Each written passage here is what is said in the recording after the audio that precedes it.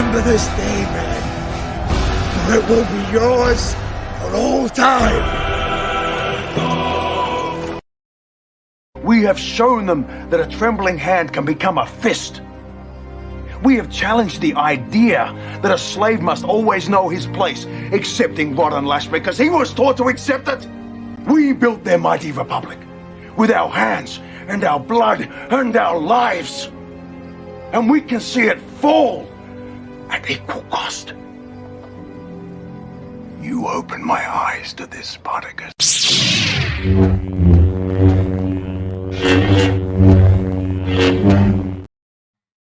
What lies beneath your feet?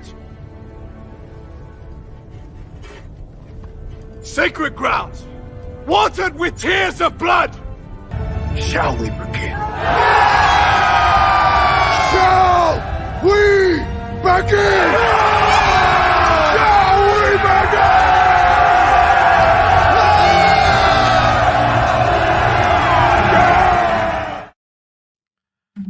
Hail the chat. What's going on? I know I normally play clips, but we're going to do something a little different tonight. We're looking at Professor Sam Vaknin. Looking forward to this, profiling him and getting a better understanding, suggested by my Dragonstorm community out there. Thank you very much. Appreciate you. We're going to be doing this every week. We'll have chat discussions, of course, as usual, but we're going to take a look at one of his videos, take a look at his Wikipedia, understand who this gentleman is. Before I begin tonight, I would like to talk about what happens when you start to find yourself again, when you begin to heal, like really heal, not just the ups and downs that you go through when you're fighting the nightmares, when you're breaking the trauma bond, when you're still having to recover from everything that you've lost in your life, putting all of your time and energy into a black hole who never appreciated you, who was there simply to destroy you. But what happens when you rebound, you come back up?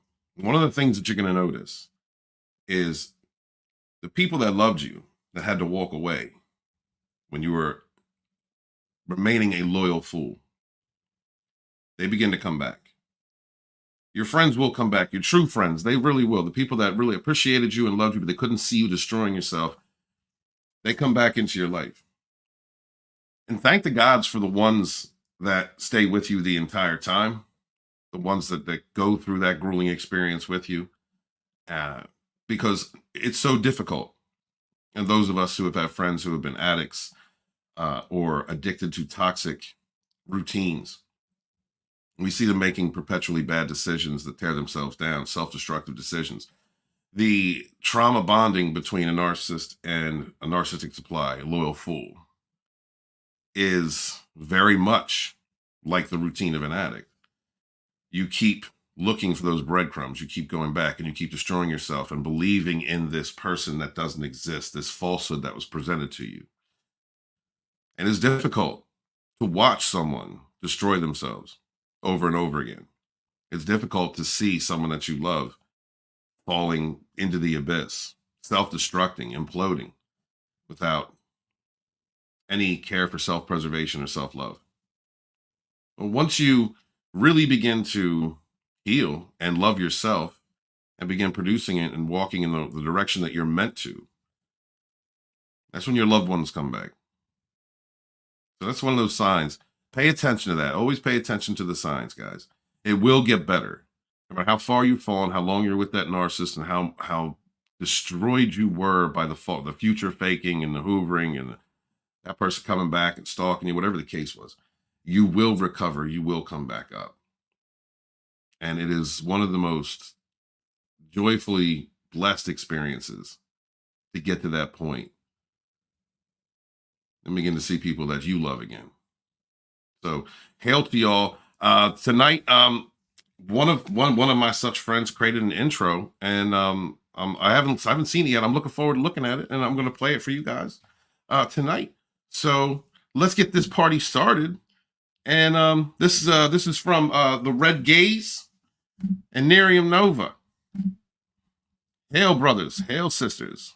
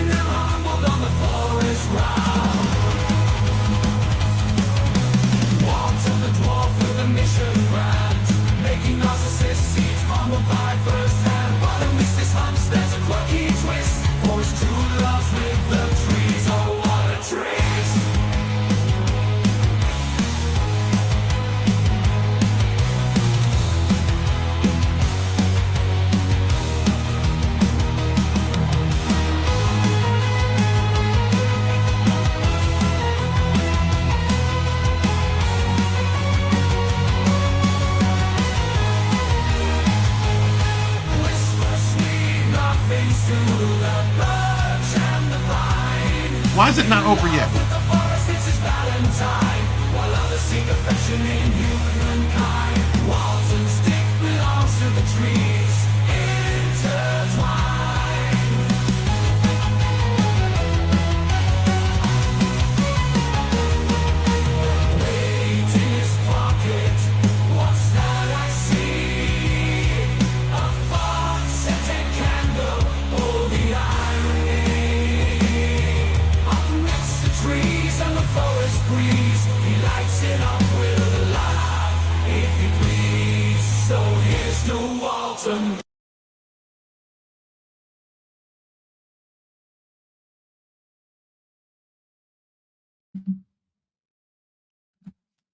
Fuck friends. You don't need them. You don't need them. Look, you survived all that shit on your own. You'll be okay. All right?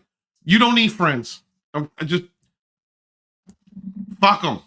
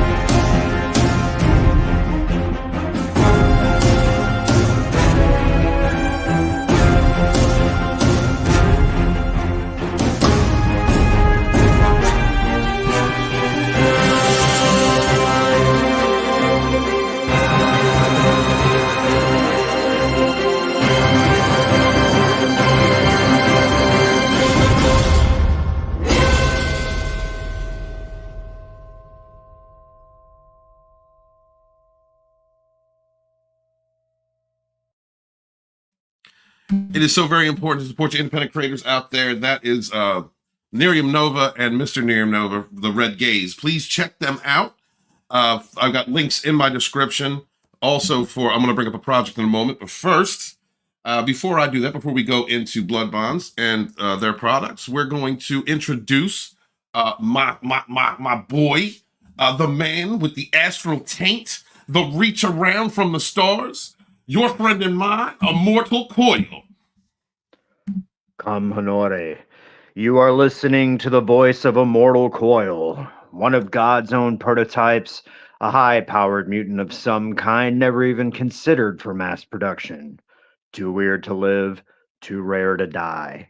It is Sunday, April 14th, 6:10 p.m., West Coast Seattle, and it is time, my friends, to get Dragoncore.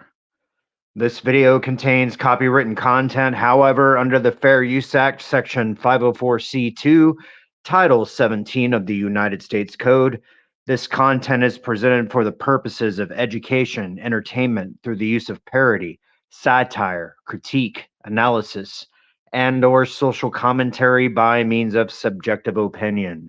Viewer discretion is advised. That was an epic theme song, my sir. Hail trans fat, hail to the chat. Let's go. Dude, Red Gaze nailed ya. He nailed ya. You're muted, sir. That's not how friends act. I'm so flustered right now. That's not how friends act. Miriam made that song. What the hell?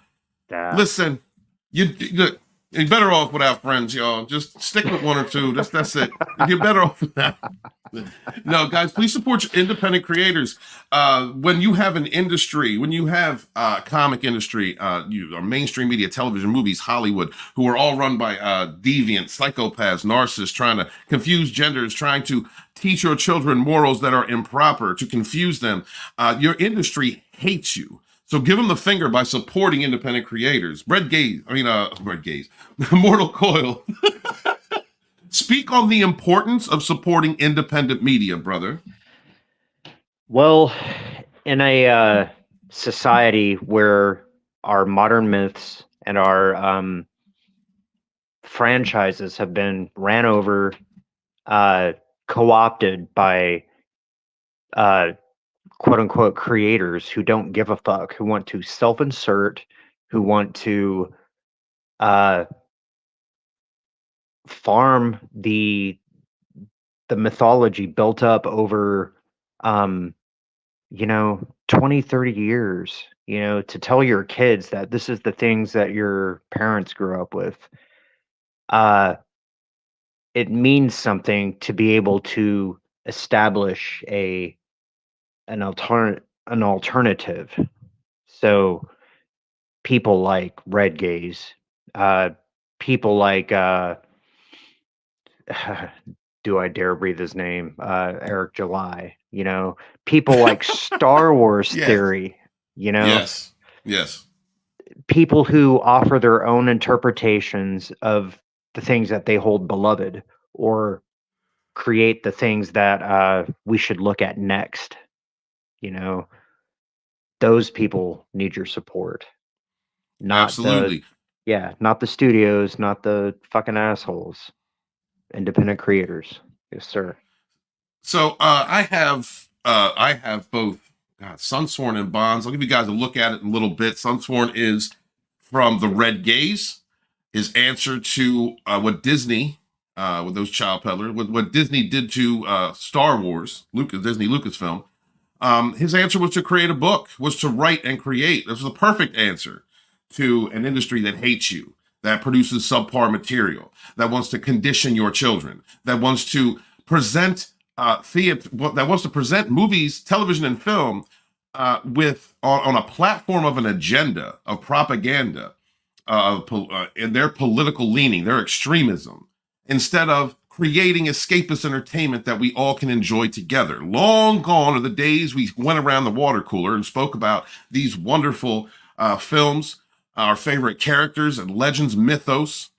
Long gone are those days. Nowadays, you have to understand that the movies you are getting and the television you're getting come with an agenda. Well, the only agenda that people like Miriam Nova and the Red Gaze are putting out is entertainment.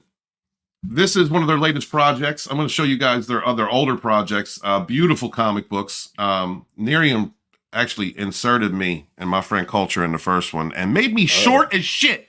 And made me like 4'1". All right. Now I'm supporting independent creators, but don't be a dick, okay? Okay. The link is in the chat, guys. If you are interested in supporting independent creator, if you've got children and you would like them to see some good artwork, please support PUM'KIDS. I'm sorry. This is a fall project. I'm promoting in the spring. But look, if you're on the other hemisphere, you're going into this time of year anyway. Look at those pair of pumpkins. Dude, look at those pair. Look, I'm saying, Gaze has found himself a nice woman who can draw pumpkins. It makes me wonder, like, how good are the pumpkins? But please. How spicy are the pumpkins, chat? How spicy are there? There are several tiers for this, and it's relatively, it's relatively cheap, guys. It's not that expensive, really. I mean, the highest tier is $25 US. So, please, if you would, Red Gaze, Miriam Nova, some of my oldest friends, and I would greatly appreciate it if you guys supported my brother and sister out there, and consider supporting this project. All right, thank you guys very much. And now I'm going to stop sharing because we have an interesting night this evening. But first, we are going to hail the chat. Hail the chat. All right. First off, here is Deborah's in the house. What's up, Link Slinger? Thank you so much for being here. There she is. I'm sorry, guys. You got to hold on a second. Hi, Beth. How you doing, Beth? Private Good moment. to see you. Okay. This is. I'm sorry, Cole. Just step back for a second. How you doing, Beth? Good to see you. Thank you for coming. Right in the beginning. You're coming right in the beginning. I don't know if I can handle that, Beth. I don't know if I can deal with that. Right. But thank you. I appreciate you, baby girl. Choo coming through. Thank you for being here, sweetheart. CJH is with us. Hail the fourth wave. Hail CJH. Loyal soldier. always, every week, for years now. What is up? Elspeth Meyer, good to see you. Yo. I hope I said that wrong. I hope I'm right. I hope I said that right. You hear me? I can't even talk. I'm so twisted. That intro fucked my brain up. No, Deborah, don't instigate Miriam. You don't understand those troublemakers. She's a troublemaker. Don't. You ain't wrong, Deborah. Keep doing it. No, it's wrong. You're supposed to be my boy. I don't understand. Okay. Jesus Christ. Bone is here. What's up, Bone? Good to see you. Thank you. Long-time supporter. Much appreciate you over there on TikTok, liking and reposting videos. Thank you so much, Bone. Love you, man. Yep, that's right. Here comes the Train Wreck Express. You better believe it. Sergeant Pepper is in the house. What's up, sweetheart? Good to see you. Thank you so much for being here. Got some wonderful people in the chat. Listen, no, Papa Cotton, no, don't instigate this shit. God damn it, Papa. He's got all the memes. Look at that. This is a serious program right here, okay? We're talking about narcissisms. Right. All right? God damn it. Roxy said, who's Walton? My name is author Stephen Walton. That's my first channel. I'm Walton. And for some reason, people like to just kick me when I'm down, all right? And I don't understand it. I love to them. Yeah, Roxy, that's right. Yeah, sometimes, trust me, and that's not something you want to be. What's up, Angela? See, I remember each time now, and I appreciate you. What's going on, Angela? Good to see you. Yo, you sent a message, and you were like, yo, do you live near, I live near Philly. Are you near Philly? I mean, let's, get some coffee. What's going on? Hit me up, Lodonis@hotmail.com. Yes, I'm that fucking old. I still got a Hotmail account. All right. There you go. Good to see you. What do you mean don't feel no, what is going on? No, you're getting too dirt. No, this is not what we do here. We're healing. This is a healing space. We heal here. We don't talk like this. Oh my Lord. They are cute pumpkins. And now I understand why red gays, absconded halfway across the world. I get it. He's a passport bro. I'm gonna be a passport bro. Does that listen, hold on. Does that mean that red gaze is a passport bro? Well, I mean, technically, and listen, if you guys don't know the definition of the term, this is when the narcissism of mainstream modern women have gotten to the point where men are seeking abroad for Western, because hyper third wave, leftist feminism is only possible in a developed society. That they seek their love and companionship and their peace from traditional women belonging to non-Western cultures. And I'm not going to Thailand. I'm going to be a passport bro, but I am not going to Thailand because now when I mentioned that, Mr. Tickle Trunk said that I was going to get a lady boy who knew how to cook. That's bullshit. Walton is straight. All right. I don't have sex with trees. I don't put coffee up my ass. I am straight. These are all lies. Right. Video of it or it never happened. And that video does not mean anything Miriam Nova created. All right. All right. Lord. So we've established that red gaze as a passport bro. Which country are you seeking out, sir? I'm not sure yet. I need to look through and find. Auditions are happening on the Trainwreck Express. Ladies, feel free to climb on, and we'll let you know how you do. Listen, yeah, thank you very much. Thank you for that message, sir. Roxy, how are you, sweetheart? No, don't worry about it. The channel's Lodonis Dragonstorm. My first channel was author Stephen Walton, so a lot of the promos and stuff where I'm known outside of Dragonstorm is they call me Walton. They're my last name, so it's all good. And I don't go back there. And you saw that intro, right? That's why I don't go back over there, because they're dicks over there. They're dicks over there. They're haters. I am recovering from abuse. Okay, I don't need to be stepped on more. All right, unless it's Beth. Unless it's Beth. Beth can step on me. Beth's allowed to step on me a little bit. What is going on, Jessica? Good to see you. Hail, Jessica. Yeah, we're going to talk. Sal, what's up? Yeah, it is good to see you. Thank you so much for being here, sweetheart. And of course, the champion. I got to listen, Nikki. I'm going to get some Malignant for you. I'm going to get some good clips for you at some point in the future. I promise. But for Nikki's very special to me, and we suffer no fools, baby. So just remember, when you have a bad day, give up. Go home and sleep. Fuck it. Try again tomorrow. Not every bad day can become a good day. Some days are fucked and cannot be unfucked. When you have a day that is fucked beyond repair, that is the universe speaking to you, sending you a message. Listen to the universe. Go home. Thank you very much. Goodness. Definition of savage spirituality. That is savage spirituality. Guys, please check out Savage Spirituality on Immortal Coil's channel, which is at 2 a.m. Eastern USA, 11 p.m. Pacific.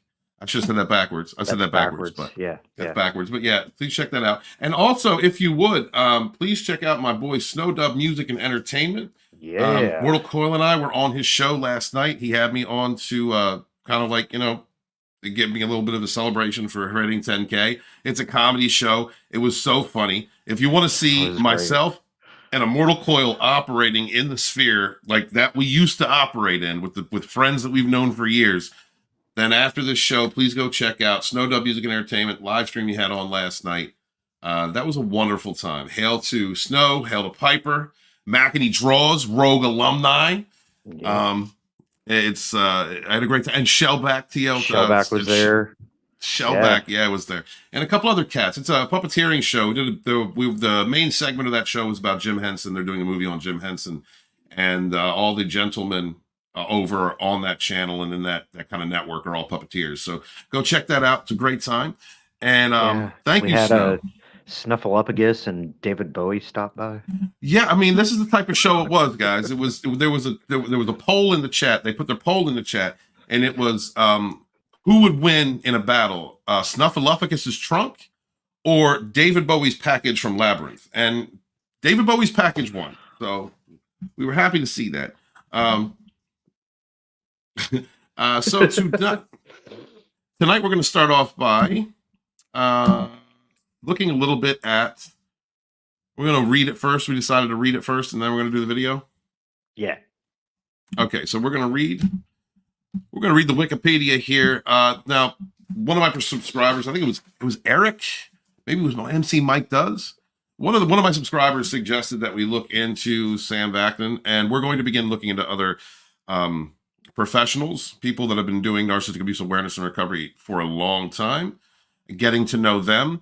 And it's kind of a learning experience for us. And I know that you guys probably, know a lot of them, but for those of you that don't, here's just a chance to learn along with us.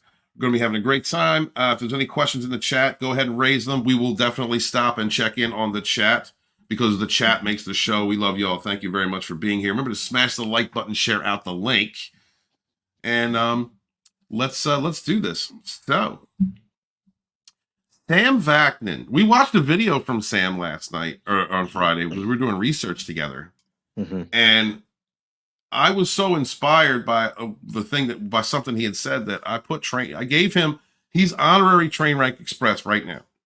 Honorary Train Wreck Express. Oh yeah, we'll meet at some point. Yeah. Yeah, we're not going to dock. We're going to hug and embrace. Shemuel, I can't pronounce. What is that? How do you pronounce that word? Immortal Coil. Is it Shemuel? Shemuel, thank you, Coil. Thank you, Coil. Guys, please excuse me. I'm very Northeastern white. I can only pronounce so much. The Hebrews use very little vowels.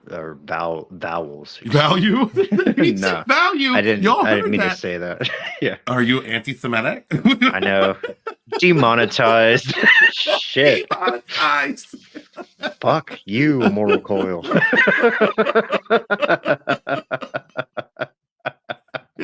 Okay, Iran. What's wrong with you? All right. Sam Vaknin, born April 21st, 1961. He's a Taurus. He's a Taurus like us, Coil. Hail. Yeah. And what? Yeah. And that's very close to your birthday, isn't it? That is mighty close. Yeah. Mighty. So I'm a fellow like Aries Taurus cusp. So this guy and I probably see eye to eye. Although I don't believe I'm as narcissistic as this guy describes himself to be. But Well, we're going to get into that. Let's go into the article. Let's go into that. Coyle is Yeah, the opposite of narcissist. He is a bleeding heart from Seattle, Washington. Okay. He's an Israeli writer and professor of psychology. He's the author of Malignant Self-Love, Narcissism Revisited, 1999. Was the last editor-in-chief of the now-defunct political website Global Politician, and runs a private website about narcissistic personality disorder. He's also postulated a theory on chronons and time asymmetry. And that's all nerd shit that Coyle and Jessica can talk about because they're nerds. Oh, yeah. We're going to get into it. Yeah. So, Vaknin was born in, Kiryat Yam, Israel. I hope I said that right. The eldest of 5 children, born to Shepherdaya Jewish immigrants. Vaknin's mother was from Turkey, and his father, a construction worker, was from Morocco. He's described. He got a little black in him, so and it might be all down there, ladies. He describes a difficult childhood in which he writes that his parents were ill-equipped to deal with normal children, let alone the gifted. He left the gifted. What's he talking about? Down there, ladies. He left. We're above the pants. We're keeping it above the pants today, above the belt. He left home to serve in the Israeli Defense Forces from 1979 to 1982 in training and education units. Between 1980 and 1983, he founded a chain of computerized information kiosks in Tel Aviv, and in 1982 worked for the Nassim D. Gayan Group in Geneva, Paris, and New York City. In the mid-1980s, he became aware of difficulties in his relationships with his fiancée, and that he had mood swings. In 1985, he sought help from a psychiatrist who diagnosed him with narcissistic personality disorder. Vaknin did not accept this diagnosis at the time. From 1986 into 1987, he was the general manager of IPE Limited in London. He moved back to Israel, where he became the director of the Israeli investment firm. I can't pronounce that. He was also president of the Israeli chapter of the Unification Church's Professors for World Peace Academy. So that says McBot's Teshua. Thank you, Coyle. I'm just going to refer to you when I need someone to say something that's not white, because you can say not. Well, I mean, that's okay. You know what I mean. We're not ready. I'm just trying to be generalizing here. I'm sorry. I'm okay. Arrested imprisonment. He's been to jail, ladies. He's a bad boy. In Israel, in 1995, he was found guilty on 3 counts of securities fraud, along with 2 other men, Nassam Avowitz and Dav Landau. He was sentenced to 18 months in imprisonment and fined 50,000 shekels, while the company was fined 100,000 shekels. In 1996, as a condition of parole, he agreed to a mental health evaluation, which noted various personality disorders. According to Vaknin, I was borderline schizoid, and the most dominant was NPD.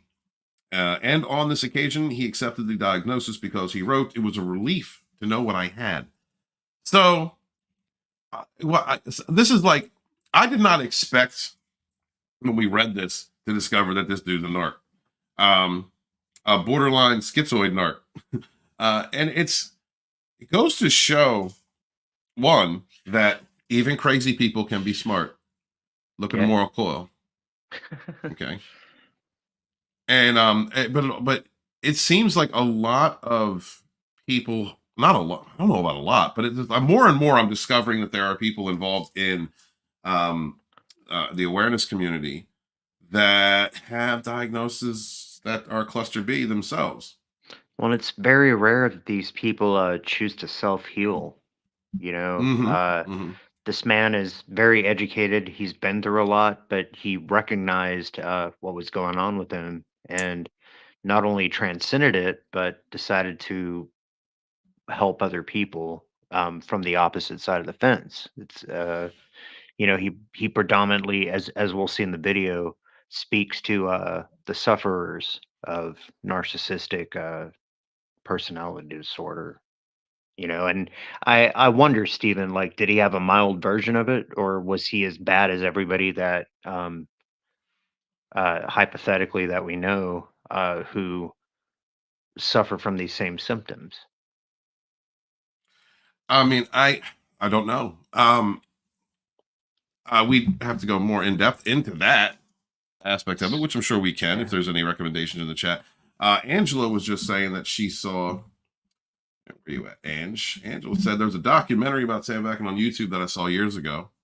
Maybe we'll check that out at some point. Yeah. The Moors are black. I mean, I don't care. I love my. Listen, my DNA was sequenced, and I have 1% North African, and it's all in my. Okay, so thank you. I'm good with that.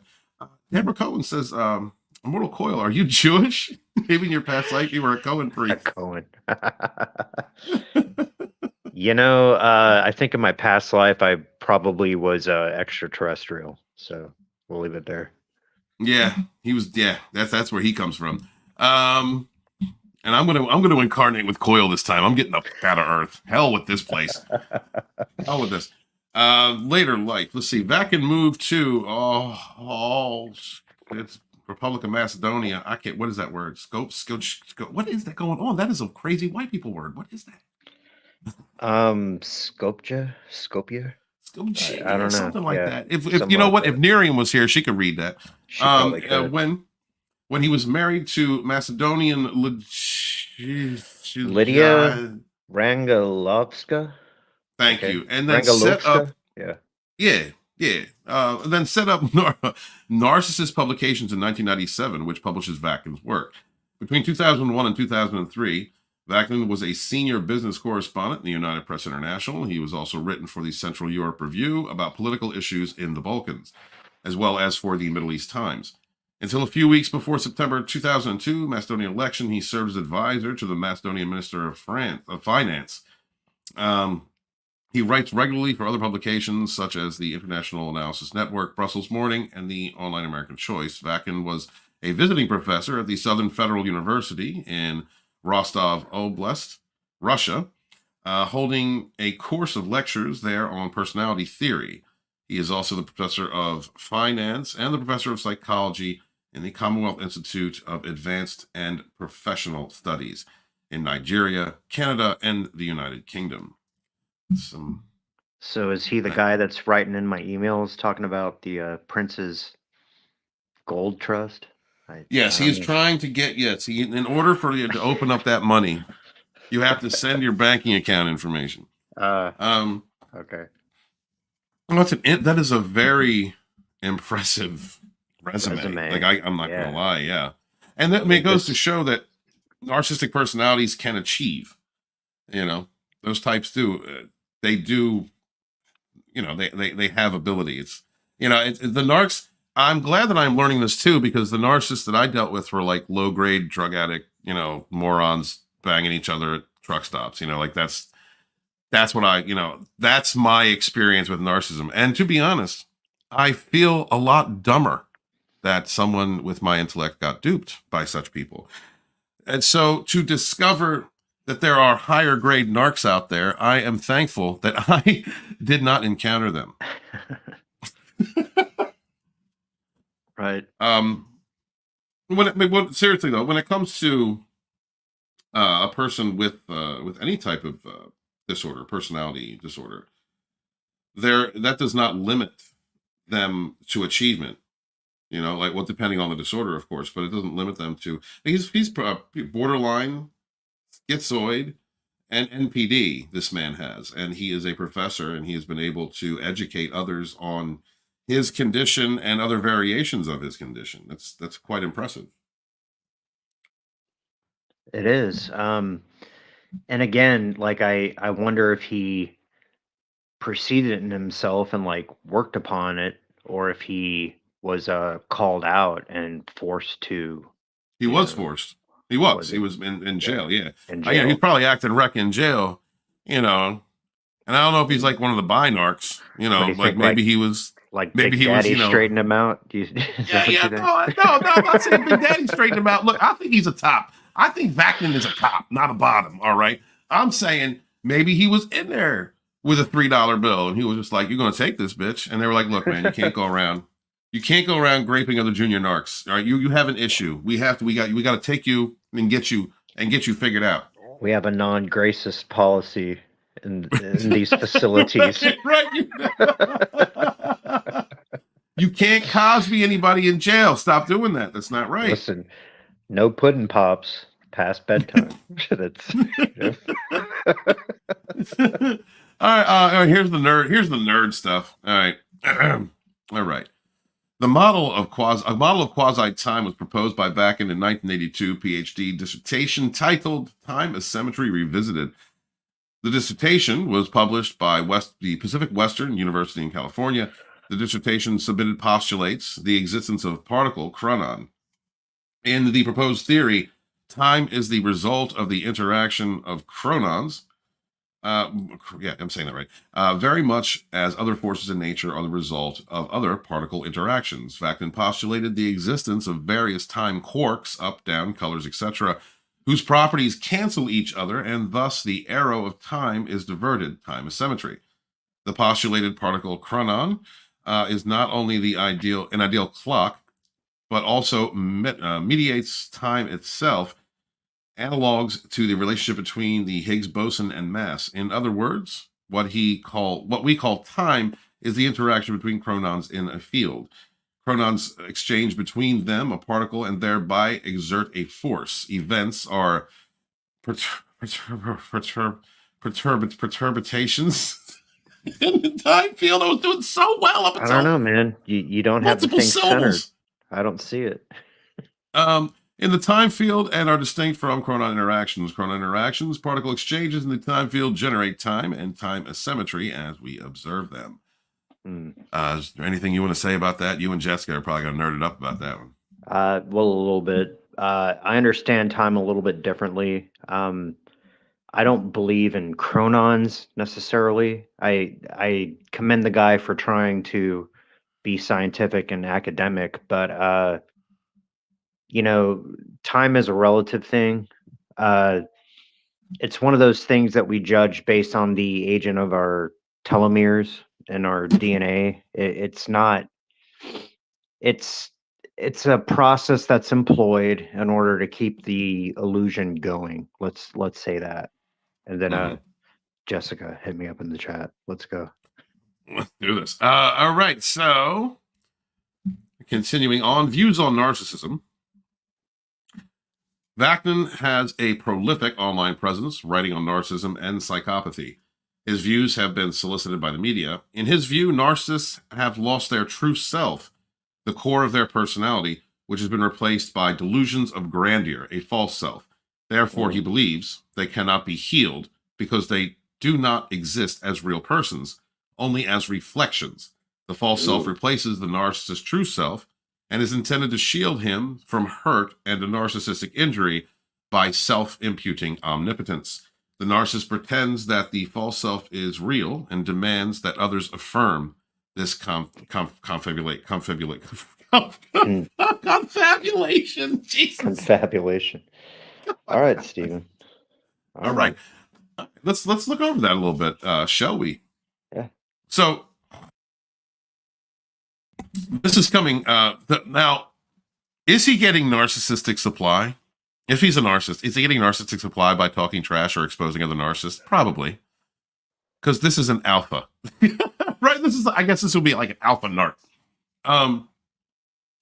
He said narcissists have lost their true self, the core of their personality. And I think we know that. At this point, at least my experience and what education, what self-education I have on the topic tells me that they have that broken inner child, those unhealed wounds they refuse to reflect and they refuse to do something about, which creates, which vacates their true self, their authentic self. Mm-hmm. And they're replaced with delusions of grandeur or a false self, that false ego. Therefore, he believes they cannot be healed because the real person does not exist. I think to a certain extent that's true, depending on how far you've let yourself go. Because, well, and I would even take it a step further and say the authentic person does not exist, not the real person. Because, obviously you're dealing with a walking body like enfleshed with a soul and spirit. But Mhm. the projection of the self that they're trying to sell you on, that's what's more important to them versus who they actually are. Does that make Right. sense? Yeah. Yeah, absolutely. That makes sense. Yeah. Yeah. Yeah. Therefore, he believes they cannot be healed. The real person doesn't exist. Only as reflections of the false self replaces narcissist's true self and is intended to shield him from hurt by narcissistic injury, narcissistic injury by self-imputing omnipotence. All right, I have seen a narc, a low-grade somatic narc, you know, jumping up and down, having a temper tantrum, immediately just living in a complete warped world. Everybody around us was living in one world. Well, almost everyone. Me and my sons were living in a real world.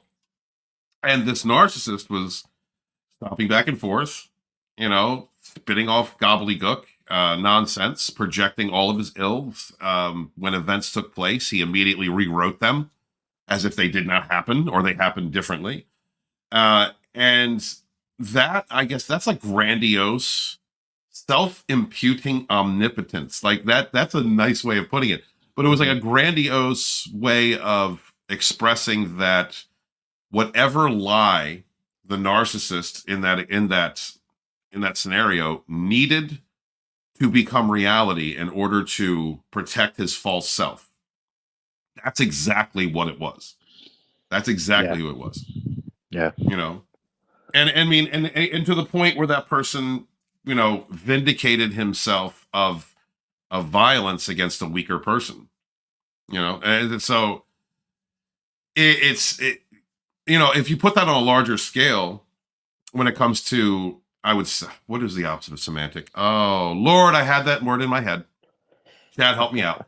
An intellectual narc. When it comes to someone who's like a more intellectual narc, like imagine the abuses that can take place from someone who is like maniacal, like a malignant, like psychopathic, someone who is just, you know, all of their time and energy goes into figuring out how to psychologically ruin, manipulate another person. That's Well, and it's going to be interesting when we get into the video to see who the narcissist worships or is afraid of. Yeah. Well, both. Yeah, the video is interesting. The video that we're going to watch tonight is from his website, and the link for his video is in the description. All credit, of course, to Dr. Professor Vaknin. We did the 504. We had so we can review this.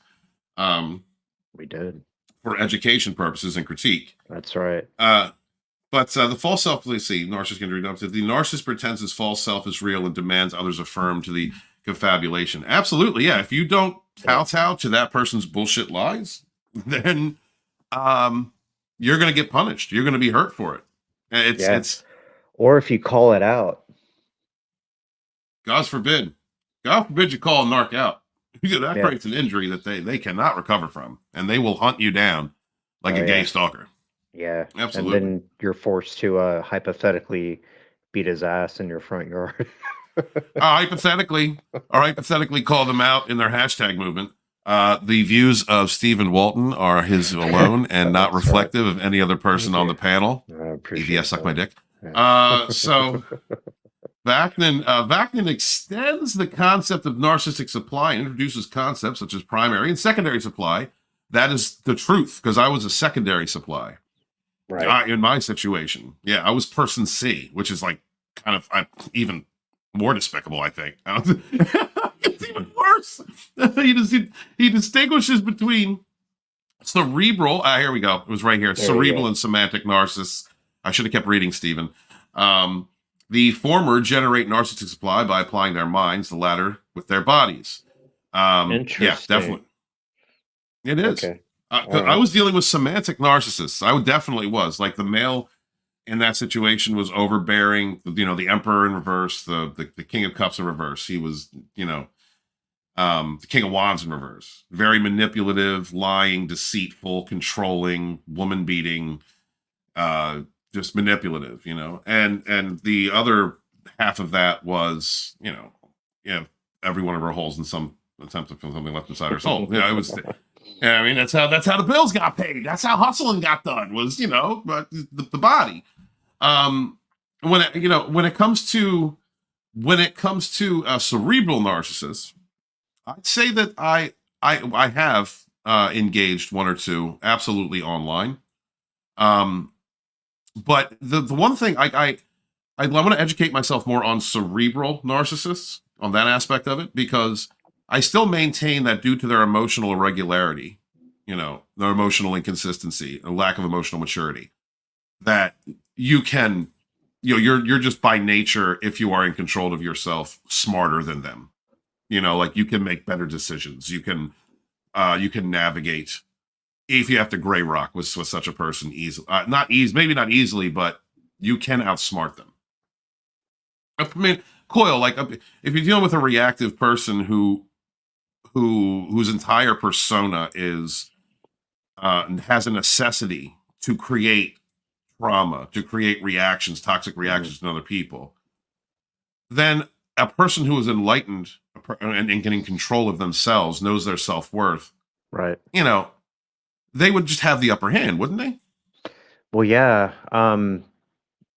Necessarily, they would see through the trap from the get-go, and I think the purpose of these people in our lives, I've often called these people like training relationships. They're put there in order for us to deeply consider ourselves, like our wants, our values, our trajectory in life, and how we may best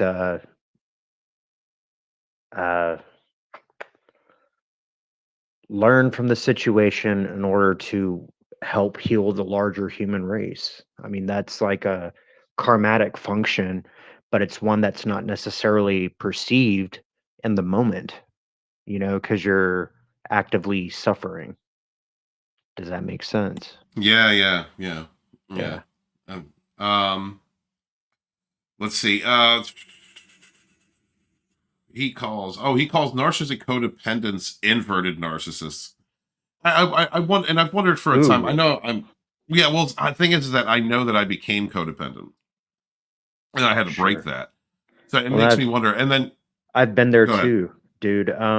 Listen, in my younger years, and I did not know of this man until like 2 weeks ago, and I did not consider it in terms as such, but like I dealt with narcissists who basically, she was married and used me for sex, and she didn't like care to share that fact with me until like after the deed was done, and she had misplaced her ring, and she was just like, where is it, and I'm like, what? And she's like, my wedding ring. And I'm like, you're what now? Oh my god. I'm like, so wow. I was a stunt pony, essentially, and that's insane. Listen, if if the whole fits, like, fuck it. But like at the same time, like I didn't appreciate that, because she was still feeding me this line that we would be together and we would have babies, and like we could build a compound, and you can have a laboratory, and you can work on your free energy shit, and blah blah blah. Future fake.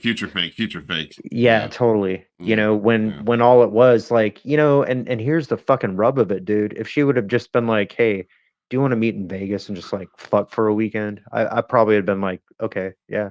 But that wasn't the game though. Like you're dealing with the manipulator. Yeah. She needed the heart and energy, because I almost said injury, but like, she did need the injury. She had an injury. Yeah. Yeah, you're right, Steven. Yeah, and that's what it's like. It's passing on pain. And as far as needing your heart energy, that's because they lack it. So they have to break you down and make you as depressed and broken and awful inside as they are in order to consume that supply, consume your energy. And that was actually one of the first times I ever practiced the cut the cord. Like it was immediate. Like as soon as I got home and answered her first email, I was done. I was just like, listen, you already sold me this far. You're not going to get anything else for me. And this is like probably when I was like 26, 27. So, I was still relatively a young human. Yeah, but not so far past it that I didn't entertain it for another year or two. And it was off and on. It wasn't like consistent. This is in the era of MySpace for all you Gotcha. geriatrics out there. So you dealt with you dealt with one early on. I did, okay. and it was one of those things. Like, I told myself I loved her. I told myself like we would have a future together, that she was special, that she was, and she was like smart and unique and sexy and all those things that I required of a woman up to that point. But now there's an extra box to tick. You got to have integrity, man. Absolutely. Yeah, without integrity and without honesty, there's no point. When you're dealing with somebody who's a liar and they just keep lying and future faking and right, ghosting and then coming back with more lies, like at some point you've got to have integrity, for yourself. You got to love yourself. That person is a liar. They're never going to tell the truth. They're never going to be real. There is no genuine. The genuine is a complete deception. Right. They provide the narcissist with ambiguous. God damn it! Ambiguous, unthreatening audience. The perfect backdrop.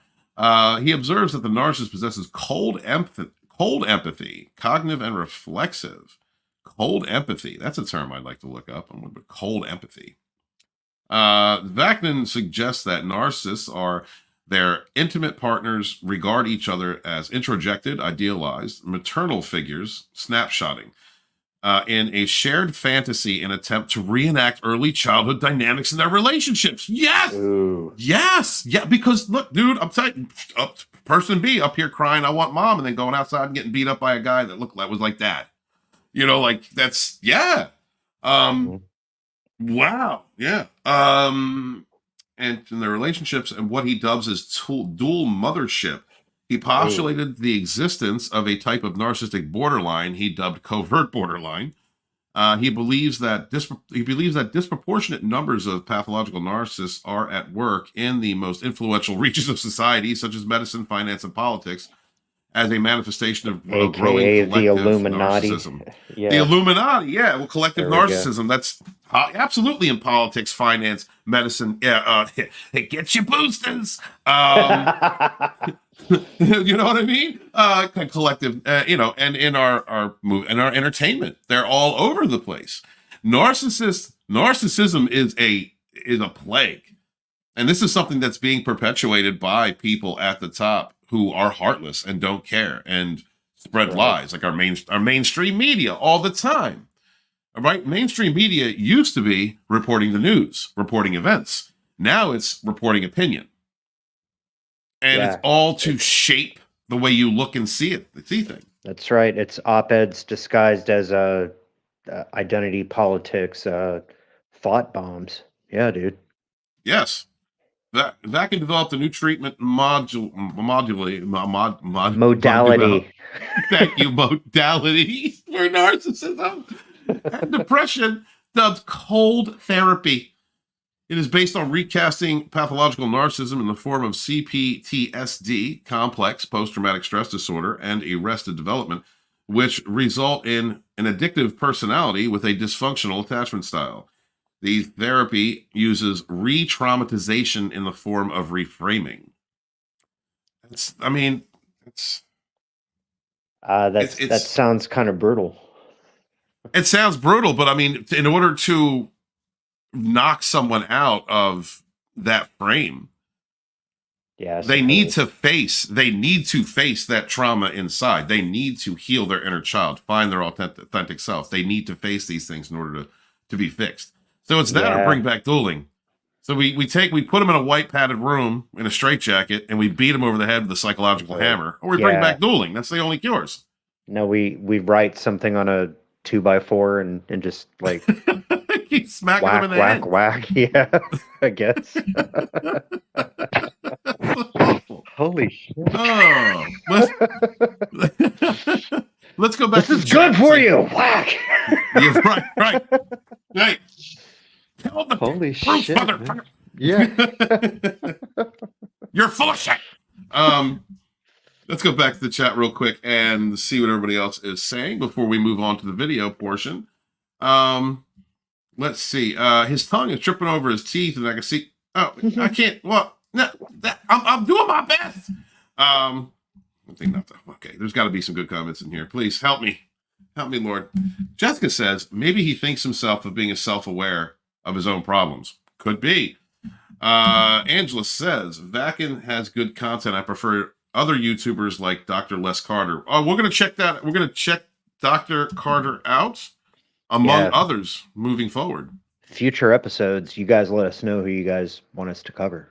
Absolutely. Yeah, we're gonna do this for a little while. We're gonna do this pretty steadily, and it's an education process for us in understanding for you guys, as a collective, and that way we have a chance for the chat to, have us take a profile of your favorites source for narcissistic abuse awareness and recovery, and we're going to be doing this while Immortal Cole and I are taking classes for life coaching. So we're going full in here, guys. We want to. Oh yeah.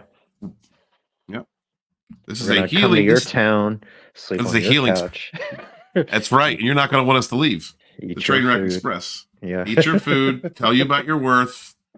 Filling souls and plugging holes. All right. So, Sergeant Pepper says, I think that Sam is very self-aware. I would imagine so, considering his jacket of experience and that I have understood so far, and the videos that I've seen. Well, the fact that he's a Taurus is highly remarkable. I mean, he's an honorary member of the Trainwreck Express already, number one. Jessica says that mental and emotional issues are hard to admit in public. They absolutely are. Yeah, they absolutely are, because there's a stigma attached to them. I mean, Coyle, I know you can speak on that. Oh, totally. And I think people who suffer from this affliction are hyper sensitive to public humiliation. And even as a society, public humiliation was one of those things that were outlawed by the American Constitution, being placed in stocks and having tomatoes thrown at you, etc., burned at the stake, all that kind of stuff. Yeah, we can take that burning at the stake away. Yeah. Yeah, But if we can bring back the tomatoes and lettuce, and like if all of us, all right, if all of us carried around, all right, let's put the Dragonstorm dildo launcher down for a minute, all right? But if we could just carry a satchel with rotten fruit in it, and throw them at narcissists, if we were allowed to do that, I think that maybe that would help. But they would enjoy it. I think some narcs would really enjoy it. Oh yeah, they'd be like, throw a big one at me, Yeah. Can you throw that phallic one at me? Yeah. And this might sound a little bit reptilian, but like ritualistic combat, like if we were to, I mean, not even like 20 paces, but like may the best man win kind of thing. Like, listen, if I kick your ass, I'm right. Yeah. And you know what? We may kick the ass of a innocent person now and again, but I think for the betterment of us as a society, public shame. Let's bring the public shaming back. No, that's messed up. No, but Jessica's very much a point. When it comes, yes, absolutely. It was hard for me to admit some of the things that I had to then seek help on because of the stigma, especially it's and I'm not saying it's harder for either gender, but from my experience as a man, we're supposed to suck it up and take it. We're supposed to just like keep pushing forward, stop whining, stop crying like a bitch. Here, pay this obnoxious child support, even though she cheated on you with like Chad and Luke and Bill. It's your heart's broken. Too bad. Yeah, too bad. Walk it off. Yeah, and so it's difficult. Take a laugh. It's difficult for us, for anybody to admit that they have issues, and especially when I would imagine for my ladies out there that doing so, you would probably get the over emotional woman response. You know what I mean? Women are all emotion. They're all over emotional. They're just hyper emotional. Like that's probably something you ladies have to face. You know, and coming like fixing yourself, y'all. Listen, fixing yourself is the highest form of self-flattery and self-love. Fixing yourself, admitting that you have issues, going and working on that, doing the shadow work, healing yourself inside, learning what it is that makes you tick, and being able to navigate through that is a strength, not a weakness. All right, heroes do that. It also fucking sucks, by the way. Yeah, well, don't listen to Coyle. I'm being positive about this. All right, he's pepper tonight, and I'm salt. But seriously, that's a strength. Getting through what we have, learning from our mistakes, recognizing what we've done wrong, forgiving ourselves. You ain't got to forgive them, but you got to forgive yourself. And working through your issues. That's a personal strength. That is fortitude. That is self-awareness. And hey, everybody out there, are you eating nuts? What are you doing right now? Coyle, what are you doing right now? This is not the time. Are you eating chips? No, I'm good. It's all right. He's not even listening to me. All right. Sometimes it's hard to spot them. It's very well, yes, it can be, absolutely. But recognize the red flags, prioritize your intuition. Remember, you ignored your intuition when you're dealing with a narcissistic person. You ignored it time and time again because you wanted to follow your heart and believe the lies that you were being sold. So, you know, just you're not going to spot every con artist that comes your way. All right. Real quick, we got a poop and a heart, $2. Thank you for the super chat, Mr. Tickle Trunk. Listen, don't talk about ladyboys tonight. We're not doing that. All right. I've already admitted I'm going to be passport bro. And by the way, red gaze is a passport bro. All right. So like, don't hate. Good to see you, Mr. Tickle Trunk. Hail, brother. Thank you so much. Appreciate you guys. Please remember to smash the like button. Please remember to subscribe to Immortal Coil. Check out the projects by Red Gaze and Nerium Nova in the description. Support your independent creators out there. And thank you to anyone who becomes a channel member and wants to see the rise and fall of Steve Walton of Lodonis Dragonstorm. It's all there, all the way back to the beginning, if you're interested in that. And we accept super chats. If you want to throw a super sticker or something, thank you so much. It helps support the channel. It's going to help us get the things we need in order to push this channel forward. He didn't say anything. He just blocked and ignored. It was like the trash took itself out. Your narcissist is your trash collector, Deborah. Understand. I'm going to preach just a little bit for a moment, guys. Your narcissist is your... Absolutely. Your narcissist is your trash collector. The narcissist will test every single one of your friends and family to see if they believe their lies. They will seek out your enemies. They will seek out people as flying monkeys or other toxic types. The narcissist... basically collects all of the garbage people in your life for you. You know, take this as a learning experience. You know who your real friends are. You're gonna know who more of your enemies are, because the narcissist is going to, depending on how stalkish and nuts and crazy they are, they're going to seek these people out and give you the opportunity to know who is real in your life and who is not. So thank you, Jessica. Thank you, Deborah. Very much. Angela says, you learn from your mistakes, but sometimes you learn too late. I mean, we all did, kind of, didn't we? I think we all did. We learned too late. Even if you were just in a relationship with a narc for a year, or around a narc, for longer than that, it comes to a point where we all fail ourselves because we don't recognize the red flags. We don't want to. We believe the lies we're being sold, and we kind of fail ourselves. But we're never beyond redemption. We're never beyond picking ourselves back up. This channel is representative of that. I lost everything in my life. Everything was destroyed. Lost almost all my friends. Lost all my dignity and self-respect. Didn't love myself. Was ready to get the job done. And if I can take this to a savage spiritual moment for a sec, is there's no such thing as time. There's no such thing as too late or too early. It happens when it happens. And typically, if you see it happening, quote unquote, later in life, it's because you've had earlier relationships that were like that, that you failed to take heed of. And that's the truth. Oh God, that's the truth, man. Yeah. I understood that when I understood what I was attracted to, the type of women that and the relationships that I got into. And a lot of them are messed up in the head. You know, it was because of what I was looking for. And so when you realize that, you change what it is in you that resonates those types of people into your life that causes you to attract those types. Self-work, shadow work, man, and building yourself, building your mind, your heart, getting a better relationship with Source, God, whatever it is, however you see the divine. These are the things that are going to save you moving forward, that are going to help you moving forward. And so take this as a lesson, you know, take this as a lesson. Angela also says, narcissists seek to destroy those who they cannot control. All day and all night, all day and all night. And they both fear your strength and are scared and want to destroy it at the same time. It's all a cycle of fear. Beth said never had a MySpace. Well, Beth, what the hell? Beth, you should have been on Quantum Link. All right? That's right. You should have been like AOL. You should still have What are you doing?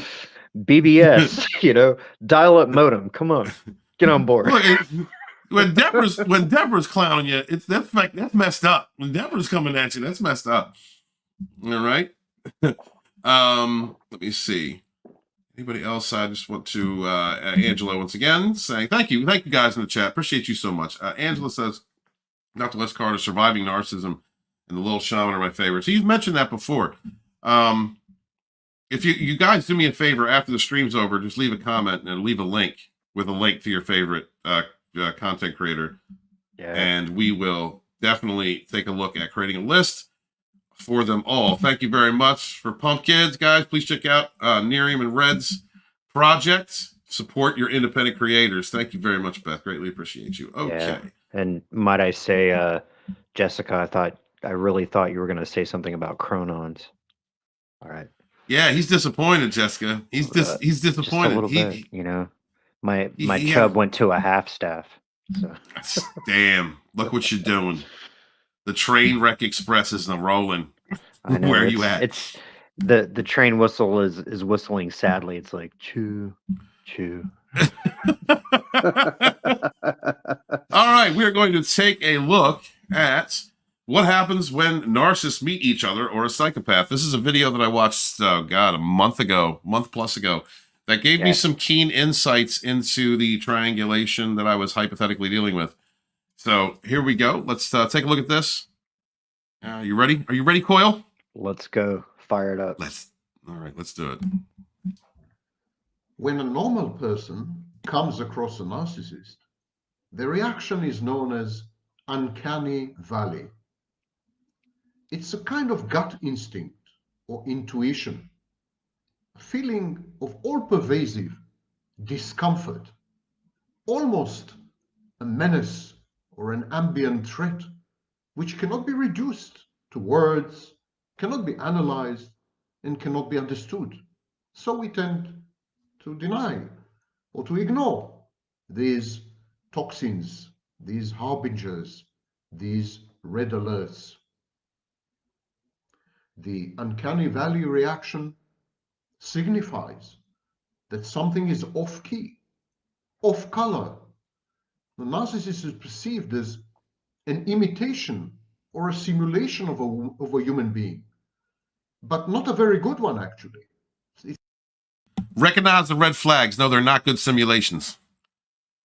Living as a fake person really creates no value. It's as if the narcissist were half-baked or not full-fledged or in the process of manufacturing. The narcissist is a glitchy, buggy person, so to speak. Uncanny valley is a term borrowed from robotics, invented in 1970, coined in 1970 by Masahiro Mori, the Japanese roboticist. He said that people are likely to react to humanoids, robots who mimic humans, or robots which resemble humans. He said that people are likely to react to near-human robots with extreme unease All right, can you pause that real fast? These robots. Yes, Okay, sir. so we've actually seen that come to pass. We've seen instances where robots have been programmed with AI sort of intelligence, and they have the ability to sort of make facial features and all that kind of stuff, but they have synth skin, so we recognize the faces and we are able to almost accept them as people, but that like creep factor is still kicking in, and it reminds me of Right. Terminator when they're talking about how like the 600 series had like plastic skin and they were easy to spot. We could easily take them out, but like Hmm. the 800s, they're new. They have organic flesh, sweat, bad breath, all that kind of stuff. Hmm. Yeah, so I don't know how old this video is, man, but Vaknin has nailed it right on the head. All right. Okay, continuing on. Are such good imitations and such good simulations of humans. We have this in us. We have this kind of device or mechanism that alerts us to faking, to forgery, to ersatz rather than echt. When we come across a narcissist, it's as if the narcissist is an attempt to recreate or constitute a human being with a variety of raw materials that fit ill together. The narcissist behaviors, the narcissist pattern of speech. Dude, I have seen that so many times when I was dealing with person A. When I was dealing with person A, she would come back and act different. Like a completely different person than she had been before, using phraseology, using statements, habits that were completely different from the person Now, I had seen just 2 months before.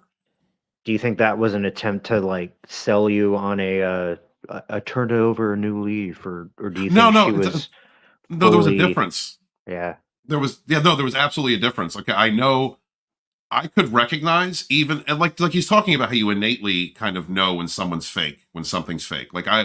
There was always a sure. part of me that understood the manipulations that were being had, but I wanted to believe them at the time. Yeah, But aside from that, there were her terminologies, behaviors, habits that would change because she had been learning or been around another person, absorbing their energy, absorbing their habits in order to fit into the matrix of that social environment. And like I would call it out sometimes and just laugh, about it. And it really comes down like the personal strength coil, like don't ignore the red flags. Like he was basically talking about that earlier. Don't ignore the red flags. Don't ignore your intuition. You know when someone's being fake. You eventually catch on. You can catch on to it. Some are better than others, granted, but when you're dealing with someone that you've interacted with deeply over time, over some length of time, deeply. Yeah, but then you're going to, you're going to see it. You're going to be able to feel it. You're going to know the difference.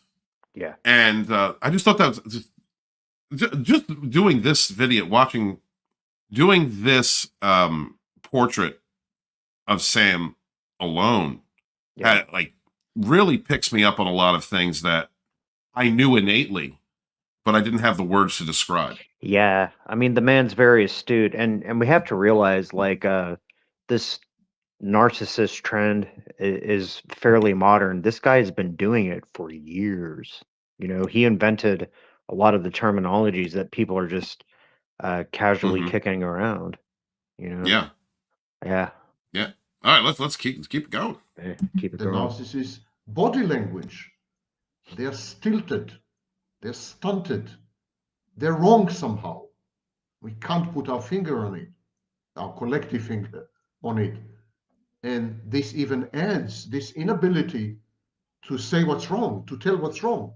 It adds to our innate discomfort and wish to kind of evade or avoid the narcissist, if at all possible. Now, in many situations, we deny or repress or bury the uncanny valley reaction because we are lonely and we're looking for a partner, or because the narcissist bribes us somehow with promises of flourishing business and Incentivized prosperity, payoff. wealth, Yep. and money, Yep. get rich quick schemes or scams, whatever the reason may be. Oh my God, dude. Oh my God. Listen. Okay. If you didn't pause it, I was going to say to pause it. Go ahead. Okay, yeah, just let me say this real quick and then you can go ahead. Baby daddy number one. All about get rich quick schemes. All about that. I mean, he was a bullshitter. I knew he was a liar, you know, but I saw his childhood. I was around. We knew the guy since I was 13, but we were best friends. And so I definitely gave some empathy to his bullshitting condition. You know, I just thought he was a bullshitter. But yeah, like, oh my God, he was all about those get rich quick schemes. And that was baby daddy number one. Well, Yeah. it kind of makes me think, what does that say about me that I was also sought after to be supply if person A was looking for narcissistic personality? Well, and here you go is they will spot you, they will show you the rainbow and the pot of gold, and the moment that you either call them out or publicly expose them, they'll yank all of that and they'll claim that it was you that was being the narcissist. In this scenario. I was going to use a curse word, but you did it more eloquently than I did. Thank you. I appreciate that. I'm eloquent tonight. Holy there damn. You go. No, but and that's very, very true. I mean, kind of piggybacking off that, sir. Like I said, person A got very upset, went the legal route when, I was clowning person B all day long. Didn't matter. I could play with the toy. I could play with person A's toy.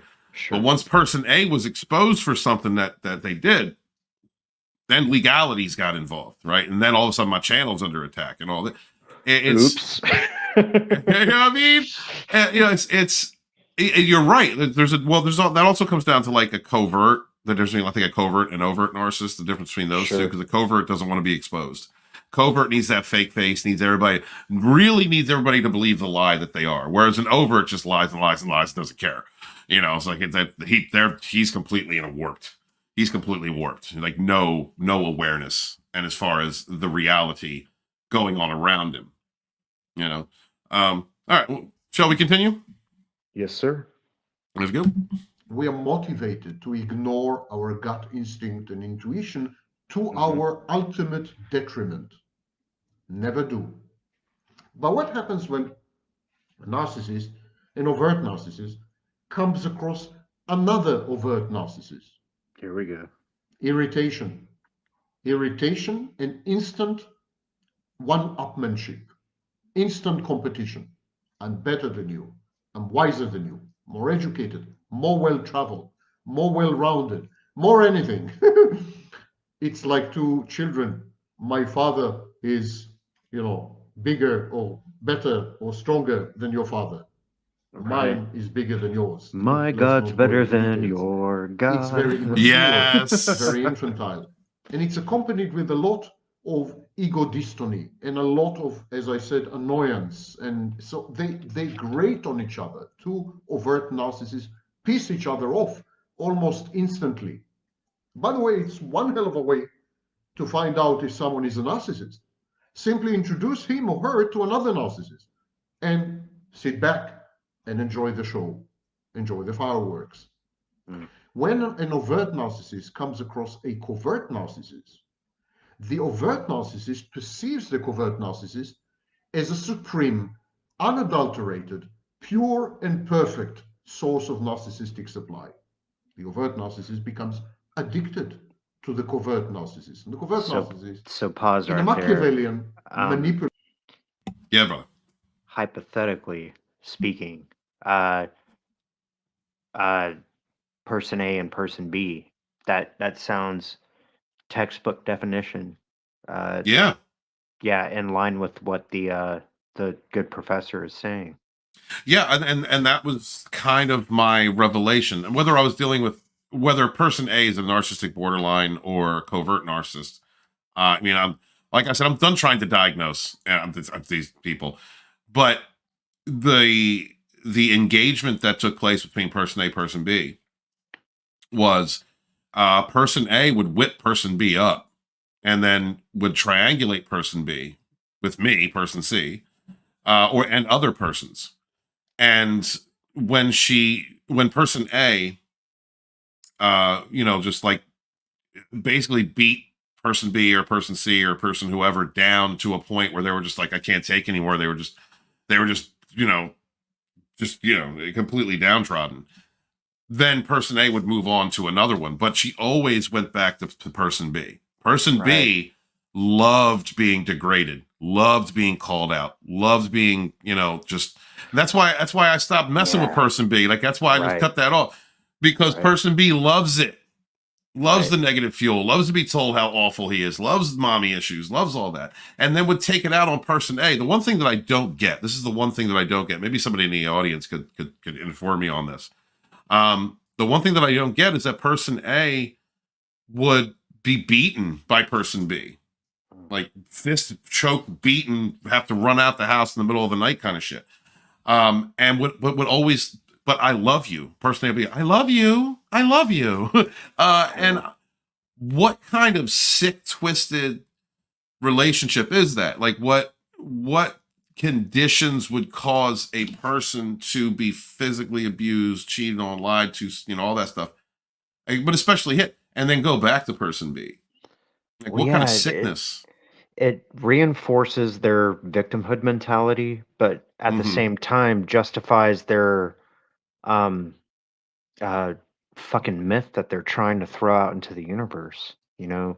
Look at how bad this is, and blah blah blah, and what the fuck. And because the same way that person A would go on her channel and smear me with a bunch of like nonsense, she did the same thing to him. And then but person A would do that to me and everybody else that would listen. And we'd be like, well, get out of that relationship. What are you doing? It's horrible. You're going through horrible. I don't understand why this is good for you, or why you think that. But immediately upon securing funds, I think, person A would claim person B was the greatest thing since sliced bread. Everybody else is the person C and person whoever, they're actually the narcissist and the manipulator. They're actually the terrible person. They're jealous.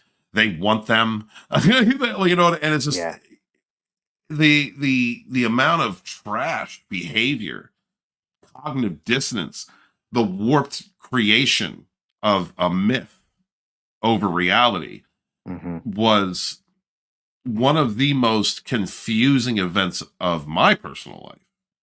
Yeah, well, and it's like we're saying, they have a distorted view of love. Like they don't understand empathy the same way that we do. They don't understand selflessness. They see themselves as like the star of their own play, and if you're not dancing on the stage with them, then they'll even go to lengths, like they'll interrupt weddings and funerals and not about them. And the strangest thing about person A, and I don't know if this is, it seems like this is common from all of the comments that I've seen across my platforms, is whipping a person up into defeat, frenzy, anger, jealousy,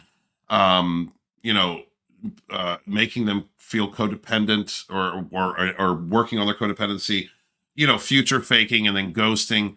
And then when that person retaliates, I guess what we call reactive abuse or reaction to that confusion and that craziness, then that person A would present that as evidence as to why they're the actual victim. It's like picking on a kid in the schoolyard every single day, and then the kid punches back, and then the bully cries victim. Yeah, and then the principal gets the kid who's being bullied in trouble. Yeah, exactly. Yeah, absolutely, dude. That's part and parcel. And this guy, he's calling out a lot of things that sound instinctual, but like you don't realize it until you actually hear it falling out of his fucking lips. So yeah, dude. Yeah. And Right. It's like it's about, I think it's instinctual information that we've all understood, but if we had weak boundaries, unresolved childhood traumas, especially for Right. people like, I've seen Angela out there talking about she didn't know her mother was a narcissist until years later. I didn't know my father was narcissistic until I actually got educated. I didn't understand that some of the people who had stabbed me and used me or had smear campaigned me in the past were narcissists. Because I didn't know what narcissism was. Sure. So it does take going through this experience for those of us who don't understand it in order to become educated and see clearly the types of personality disorders Well, yeah, that we have dealt with. The human organism is remarkably adaptative, so we can get used to pretty much anything as long as it doesn't quickly kill us. You know, like we can die over a long period of time. That's not a problem. But like, you know, if we understand what this guy has termed narcissistic abuse to be the norm, then guess what? We get used to it and we start to think like, well, everybody's like this. And, you know, I go to school, it's like this. I go to work, it's like this. You know, but yeah, you have to, it's almost like that spell, Stephen, I name you, and you have to like grasp what the fuck it is before you actually can become capable of transcending it. Yeah. Well said, sir. Well said. All right. Let's continue on. Addicted to the covert narcissist. And the covert narcissist, in a Machiavellian, manipulative way, provides this endless stream of narcissistic supply in order to captivate the overt narcissist and render the overt narcissist an extension of the covert narcissist. It's very ironic because overt narcissists tend to become gullible, naive, susceptible, and vulnerable in the presence of covert narcissists. Covert narcissists are under the radar. They're stealthy. They're passive-aggressive. They cannot be decoded as openly and as instantly as the overt narcissist can. So the overt narcissist, who considers himself to be infallible, all-knowing, godlike, omniscient, omnipotent, and so on and so forth, it never occurs to the overt narcissist that he can fall prey to a cunning, manipulative, Machiavellian, narcissistic, and possibly subclinically psychopathic person. So it is a paradox and an irony that overt narcissists are the prime targets and victims of other covert narcissists and of psychopaths. It's a chain of food, the food chain, and the chain of being in nature. Yeah, you know, I know he's about to go into the psychopath aspect of this, but when I was in my Mirror the Narc mode, which I don't recommend, it's only a temporary measure and it's not something long term. Yeah, one of the things that I would, amongst learning psychology, learning dark psychology, learning manipulation, being better at it, having control over your emotions, but most especially learning psychopathy, understanding psychopathy and applying psychopathy. When dealing with a narcissistic personality, you can be controlling, callous, and colder, using truth instead of lies, circumvent the false ego, and go directly after the broken inner child, which is what they are trying to hide from. I know that's very dark, guys, and I was in a very dark time at that point, and but that was the kind of the education that I learned, because especially when you're dealing with overt narcs, they're omniscient. Like he said, they're grandiose. They're the best of the best. Like, nobody can take me down, but deep down inside, they know they're shit. Deep down inside, they know that they're awful people. Right. They're running from the ownership and accountability of the travesties they have caused, the drama and trauma that they have created in their lives. Well, we got to remember their greatest fear is being publicly exposed, because like you're saying, they know that they're projecting a false self, and being called out, like, you know, even if they are publicly exposed, it's gonna manifests itself as a severe defense response. You know, they're going to get emotional. They're going to scream. They're going to break things. They're going to, you know, involve the law. They're going to pull out their phone and start recording you. Right, like Shame. Amber Heard did to Johnny Depp. Like exactly what Amber Heard did. Like, and that's what I'm correct. That's what those smear streams, some of the smear streams that were put against me were like. It was Amber Heard and Johnny Depp. It was Amber Heard whipping Johnny Depp up into insanity and then recording and then using that as evidence to dismiss, I'm the victim. Yeah. Well, and no less than the late, great Kevin Samuels called it sign language: shame, insults, guilt, and the need to be right. You know, Yes. These are all weapons they will pull out at their disposal in an attempt to knock you off your high vibration. And I'm going to sound like a broken record because I've been saying this the past few weeks. Knock you off your high vibration so that you will vibrate in a useful way for them to siphon off and digest your And manipulate. your low vibe energy. Absolutely, sir. All right, let's get into this part. This guy's a genius. Or are we the genius? I don't know. The Trainwreck Express is coming through. Two broken dudes acting like they know what they're talking about. We're going to tell you about your worth. We're going to motivate and uplift you. Sleep on your couch. Eat your food. Filling holes and filling souls and stuffing holes. Get ready. Okay, let's do this. And finally, what happens when an overt narcissist comes across a psychopath? Well, you see in nature displays of dominance and submission. That's what happens.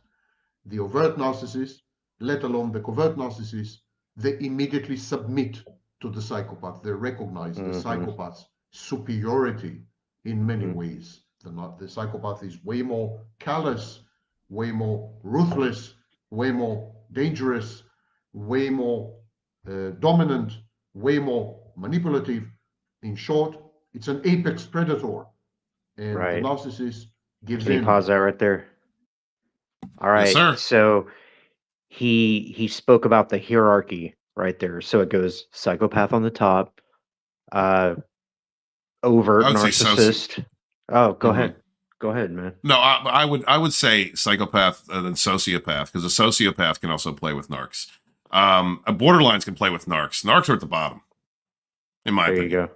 And then the salient point was that he says that these people become sycophantic, or like in a idolatry or like worshiping position. So Yes.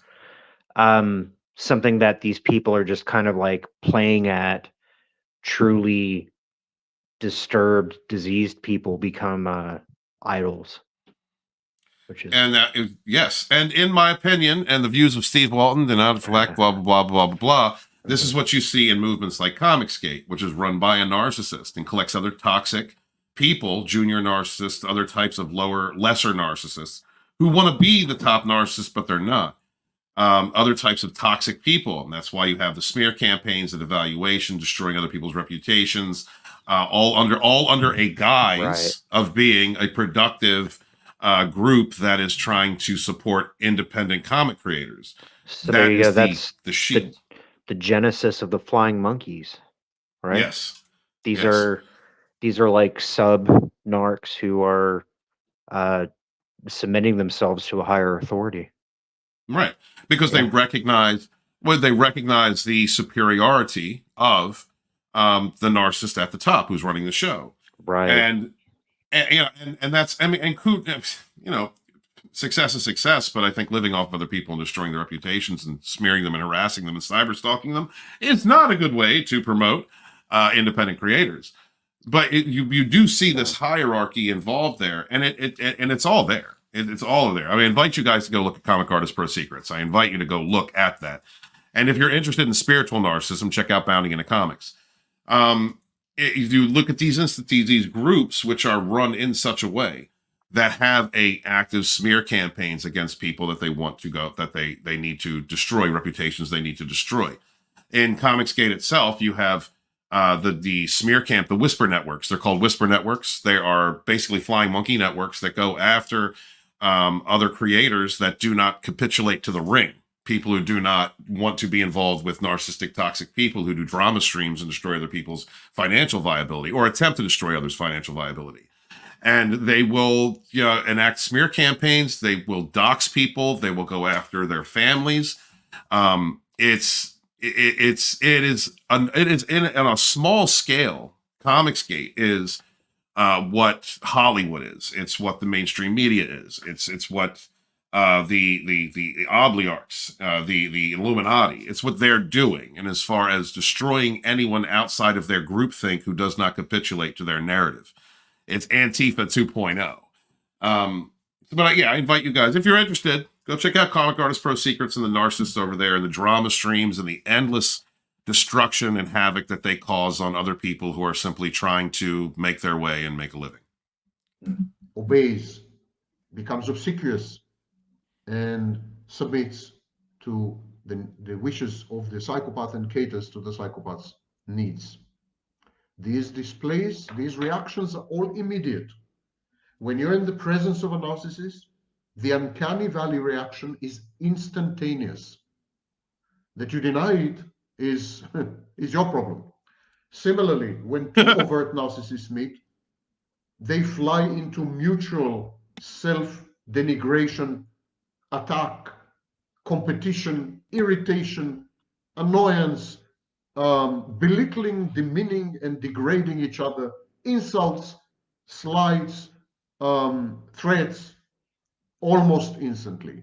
And when an overt narcissist comes across a covert narcissist, the interplay of addictive narcissistic supply and the growing dependence of the overt narcissist on the covert narcissist are immediately to observe. It's a pretty revolting display. And when a narcissist, any kind of narcissist, comes across a psychopath or a psychopathic narcissist, the immediate groveling and submissive obeisance is also on display. This instantaneousness, this immediacy allows us to actually use these various types of people, the various types of personality disorders, to test other personality disorders. They serve as a litmus test. So if we want to be sure... Listen, bro, if I want to make sure somebody's narc, I'm throwing them in a Comicsgate chat. So I'm going to send them straight to Ethan. Test them for me, bro. I want to see what happens. Let's just see what, got to use the David Attenborough voice. It's like, here we have thrown a potential narcissistic personality disorder into a Comicsgate chat. Let us observe the results. Yeah. And here we see the narcissist. Oh, yeah, he's definitely a narcissist. He's capitulating to the psychopath. His financial viability is doomed if he doesn't kiss the ring. Holy fuck, dude. Oh, yeah, I don't give a shit anymore. Or we want to ascertain the fact that someone is a narcissist, we can introduce him to another narcissist and watch what's happening. Or to a psychopath and observe the outcomes. These are great ways of diagnosing almost without fail. So, happy 8th of March, women and womenettes all over the world. There he goes. From your heartthrob. Hell, brother, hell, we gotta play that again. This is why this man is a member of the Trainwreck Express. Choo-choo, fucking choo-choo, Sam Vaknin coming through, y'all.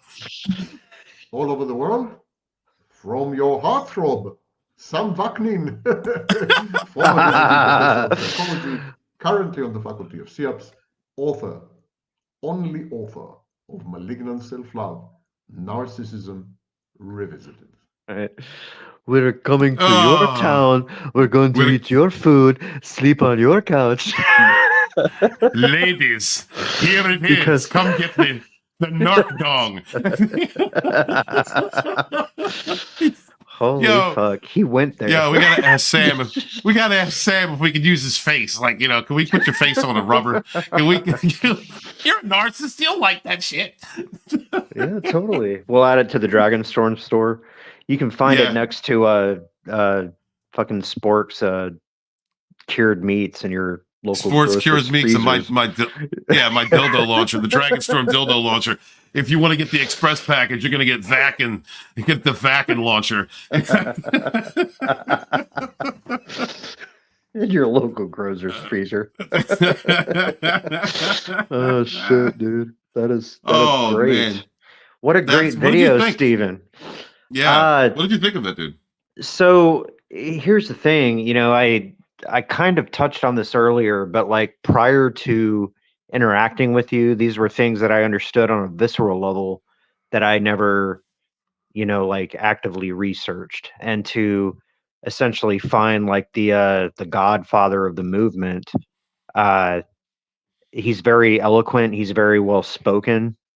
We went through his bio, so he's been vetted, you know, he's not just, you know, and I'm not saying like every Dick and Jane online is not worth listening to, but somebody who subscribe to Dragonstorm. Yeah, go ahead. Yeah, yeah, totally.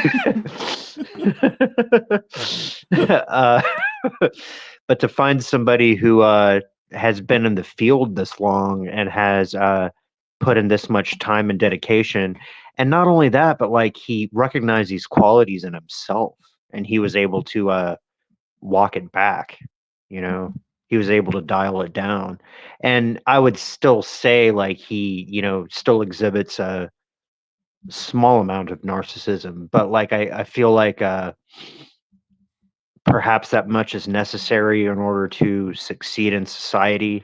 You know, you have to do it in a way that's like self-affirming and not destructive to your fellow man.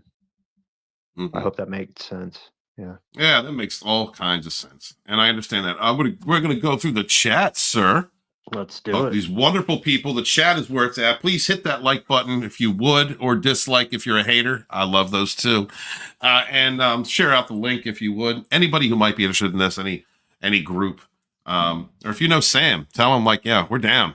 We're down. Yeah. We're ready. Yeah, he should come on our show. Yeah, absolutely. Sergeant Pepper says my mom was a narcissist.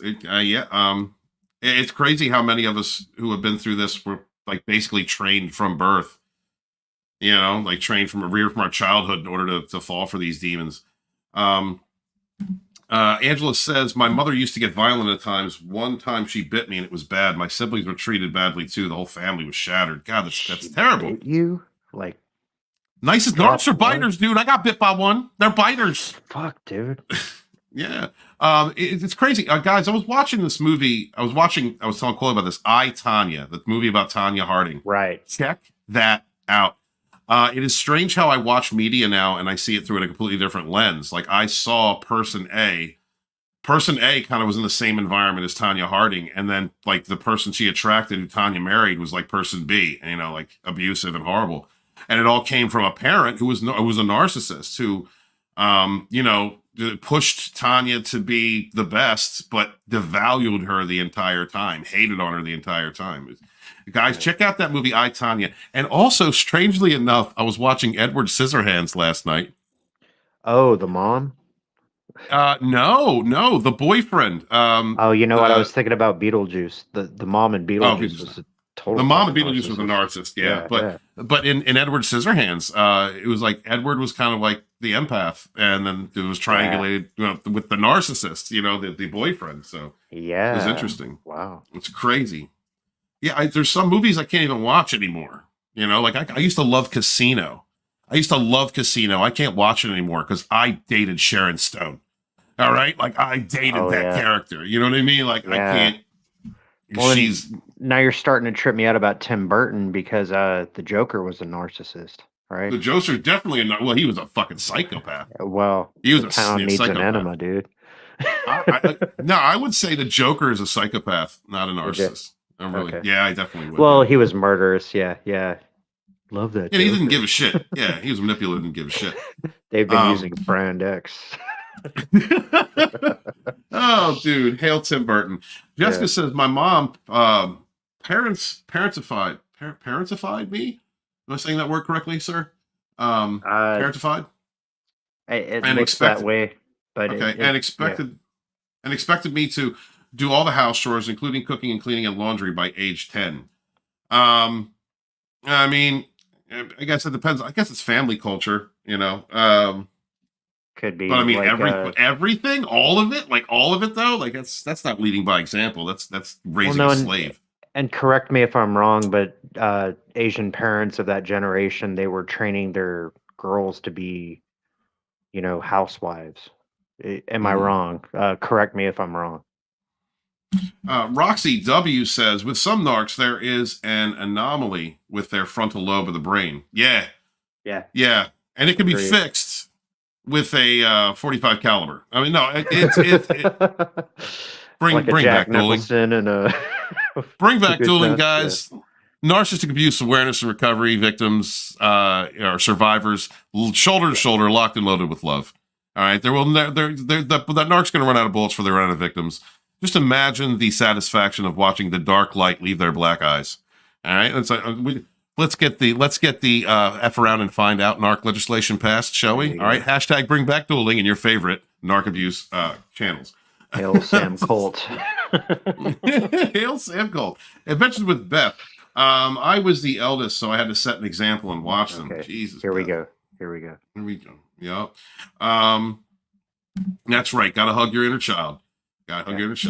Angela says, my oldest brother was left in charge, and that kid was the devil incarnate. Jeez. Oh. I'm sorry you went through that, Angela. I'm sorry. Jessica said, if anything was done wrong, even if it was her fault, she automatically blamed me. Well, it's all about projection, okay. Jessica. Yeah. It's never their fault. It's never the narcissist's fault. They can do whatever they want. They can act in any way that they want. They can use you. They can lie to you. They can steal from you. They can abuse you. They can ghost you. Whatever they, and it's never their fault. They're always validated in the abuse that they cause, which is bring back dueling. Yeah, you will be framed for their crimes. That's how it goes. Absolutely, it's never their fault. And Beth says, I got everyone's blame too. Yeah, well, you know what, Beth, you can hold on. Okay.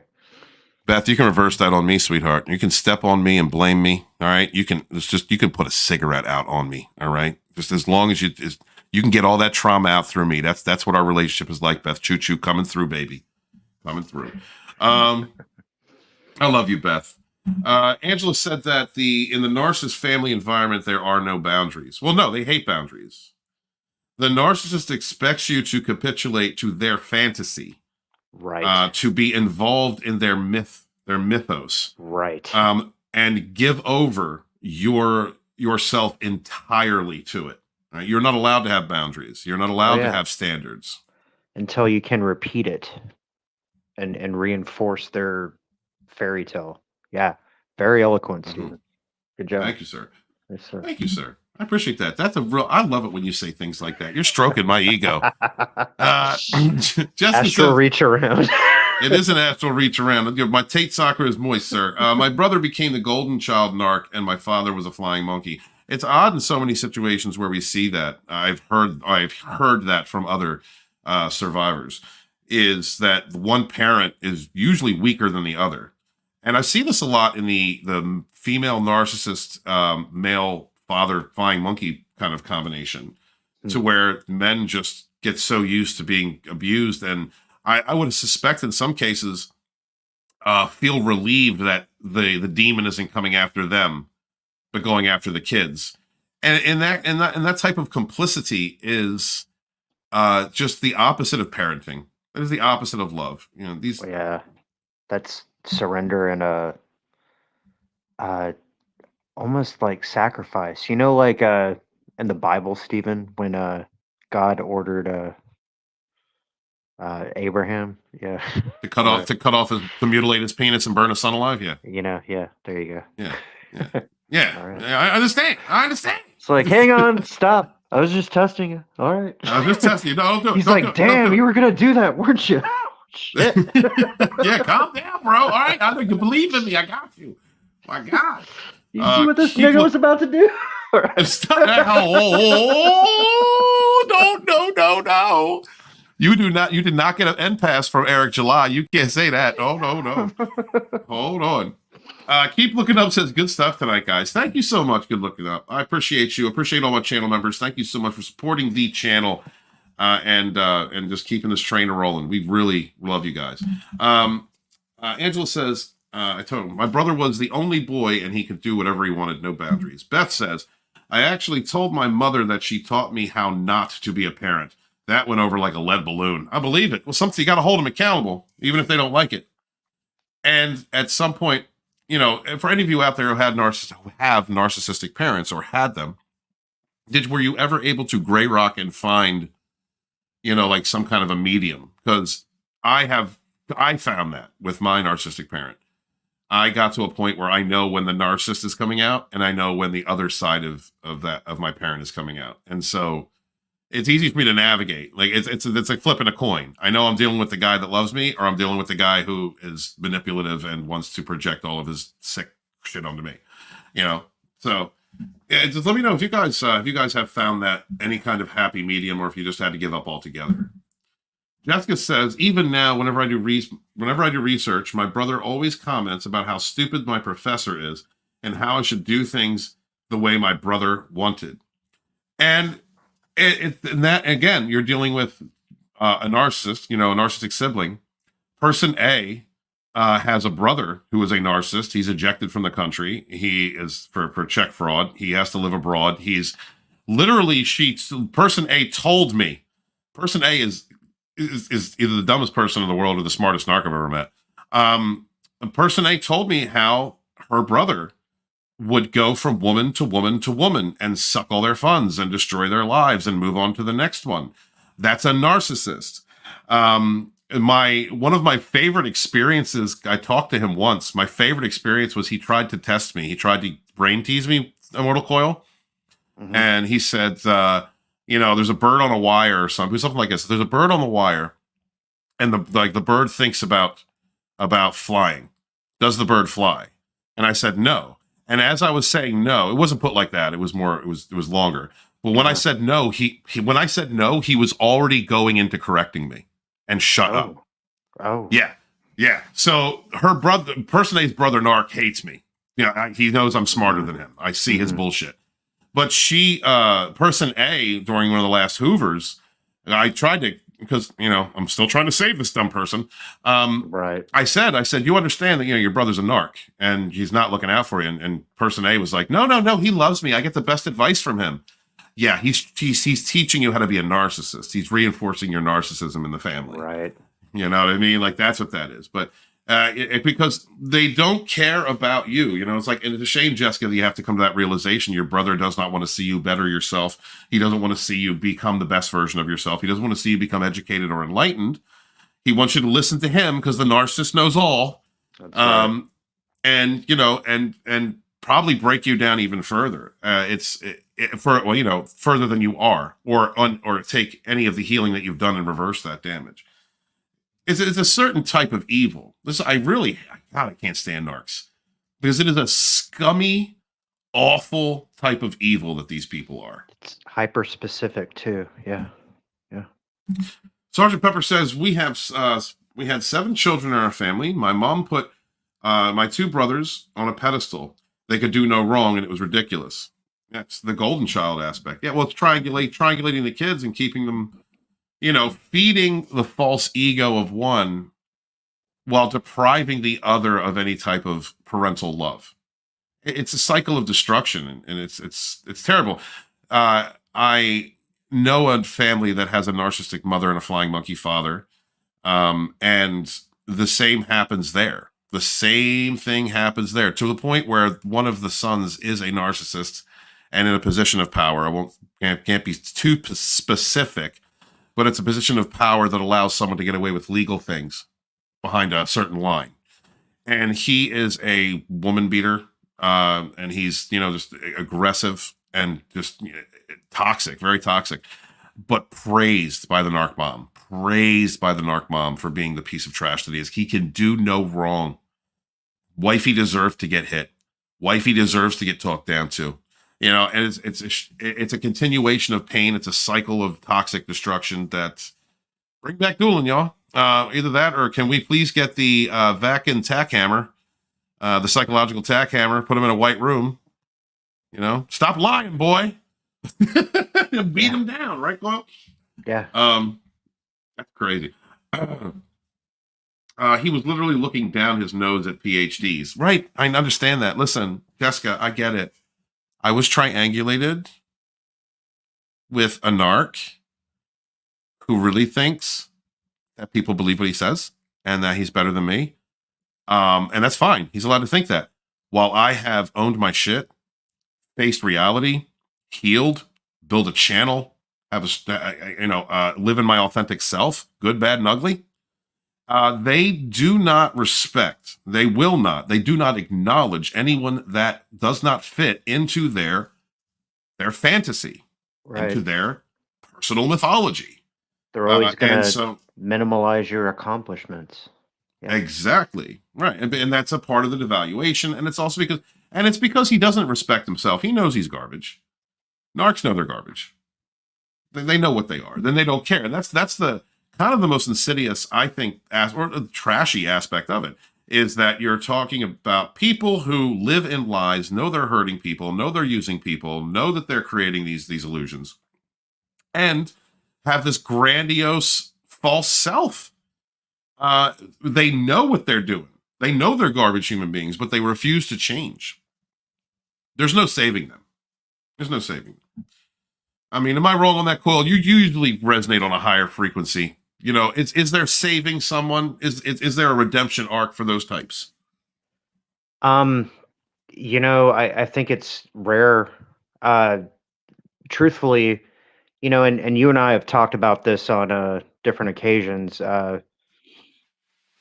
If we're talking about like the evolution of the spirit, I believe that certain people we choose to have in our lives and they agree to embody a lower vibration on your behalf in order to spurn your spiritual evolution. In that sense, you know, I call these people like training relationships. Right. So in that sense, once you have transcended that sort of like dynamic, these people are no longer useful in your life, and then they just kind of like fade into the background.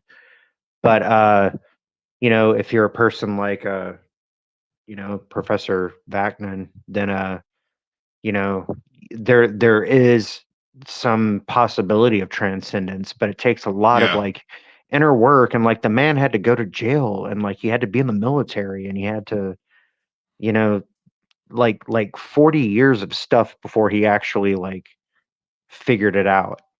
Mm-hmm. And that's a rare trip, man. I mean, hell, that's transcendence. It really is. You're right. Until I went through this experience, as me personally, I didn't understand why I attracted certain women into my relationships, why they failed, why I had this self-sabotaging routine that I would play out over and over again. And then I finally understood. You take this experience as a learning experience, a training relationship, as he says, as Coyle says, a cog in the karmatic machine.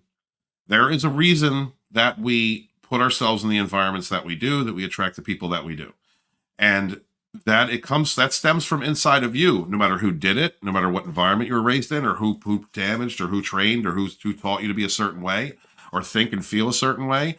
It comes down to personal accountability, looking in yourself, doing the shadow work, bettering yourself. Go ahead, brother.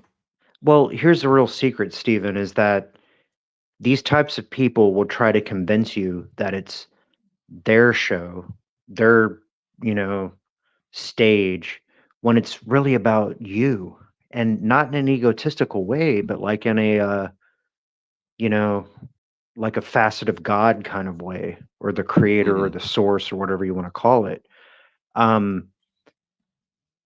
It's about you and your personal growth, because you are the compassionate person in this scenario.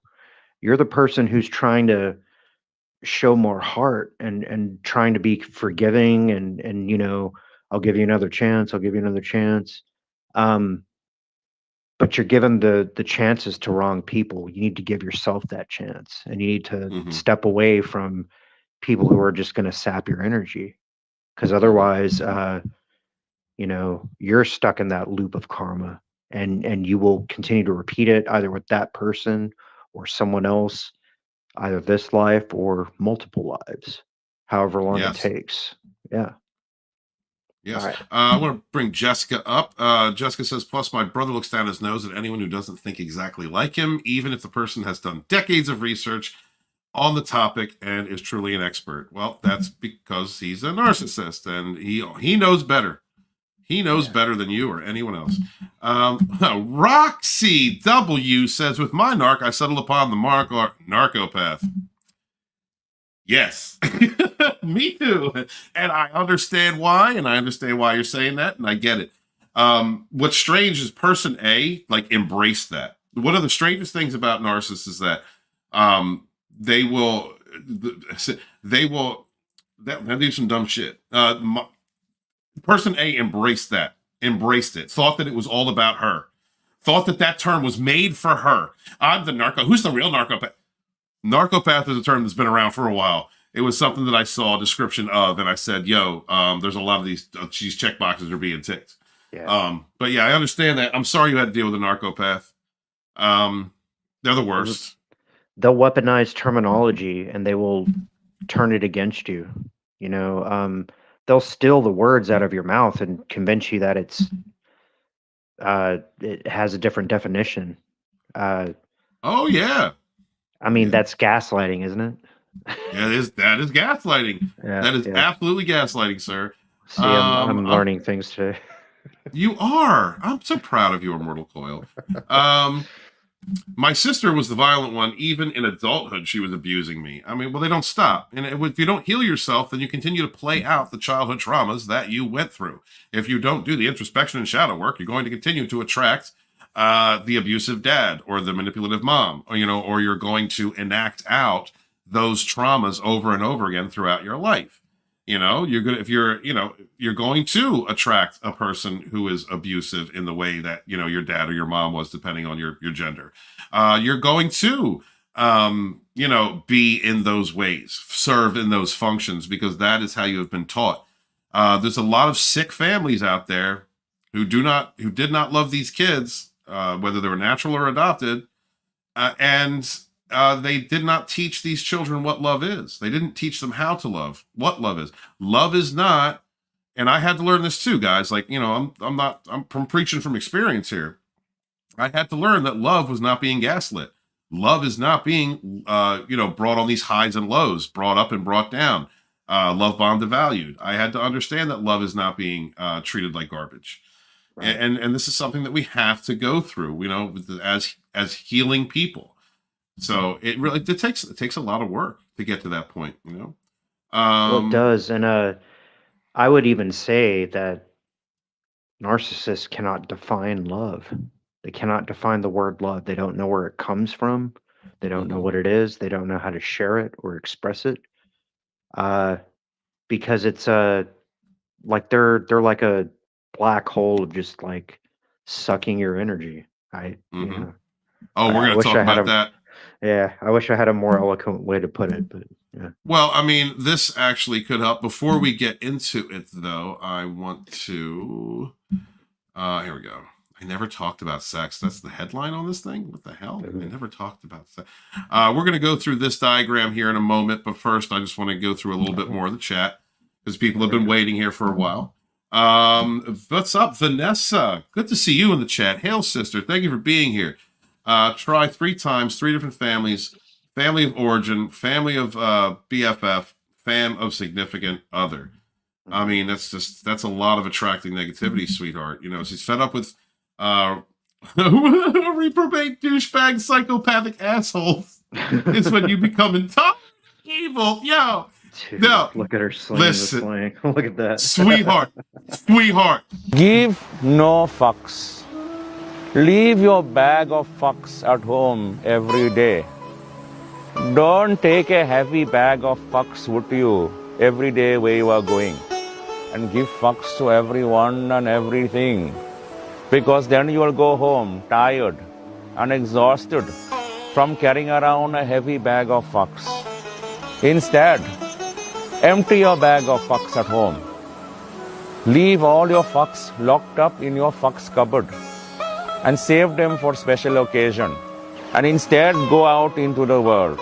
with an empty bag to fill with a good energy, you will be much happier living a fucksless existence. So give no fucks. I present to you, ladies and gentlemen, the chat of the week. I'm getting a clip of that, and I'm putting it on Dragonstorm. I'll put it on the community post. That's awesome. Vanessa, Man. yes, honey. That is my favorite TikToker. Like, I'm not even on TikTok, and I already want to follow the guy. Oh, he's like, I gotta get more clips. I've gotta get more clips. But that was Yeah. As soon as I read that, I was like, give no fucks.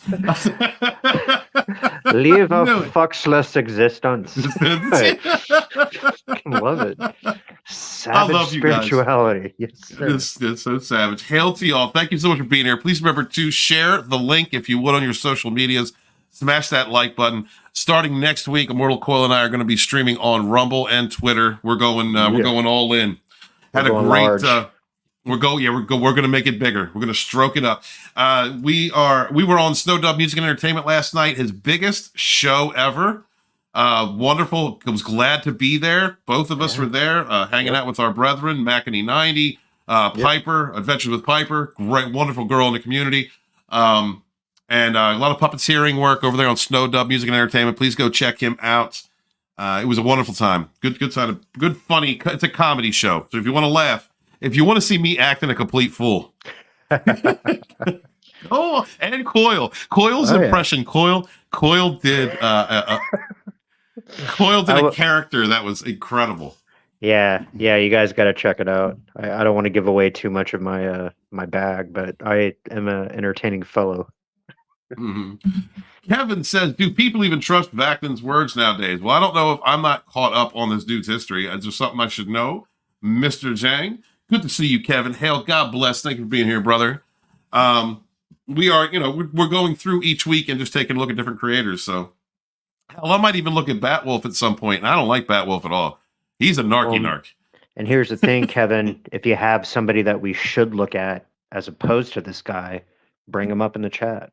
We'll do our due diligence.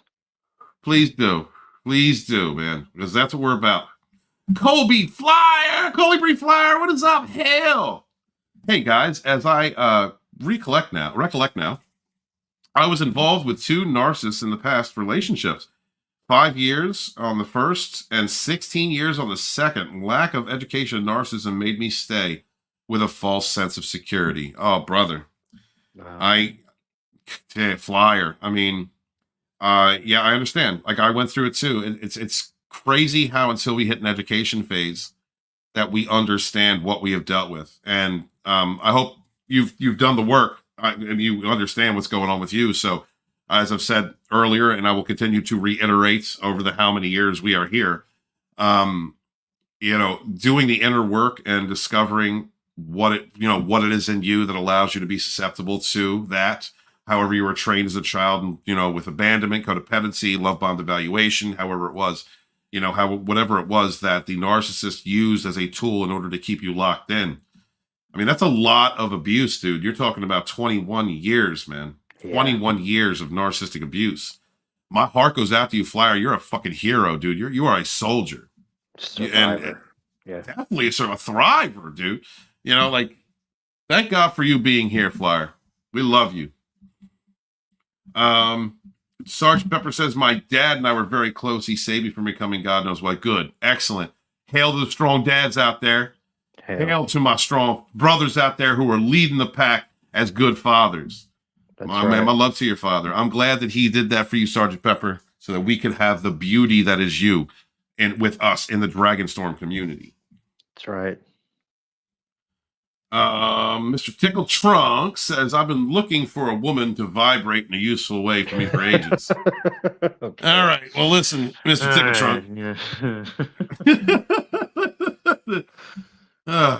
You had told us at a town hall, I think it was in July, that you got to eject that one, bro. Get yourself some toys, sir. All right, listen, and be careful. Be responsible about what you put up your butt. Okay, that's all I'm saying. Yeah, listen. There's secret chests of adult apparatus that You know, Adventures with Beth. Adventures with Beth, yes, actually has the Dragonstorm store. We're going to be giving out we're going to be selling the Dragonstorm dildo launcher. That way you can launch a dildo up a narc's ass, your narc ex's ass, because that's what he wants. Let's face it. Narc dudes are bi.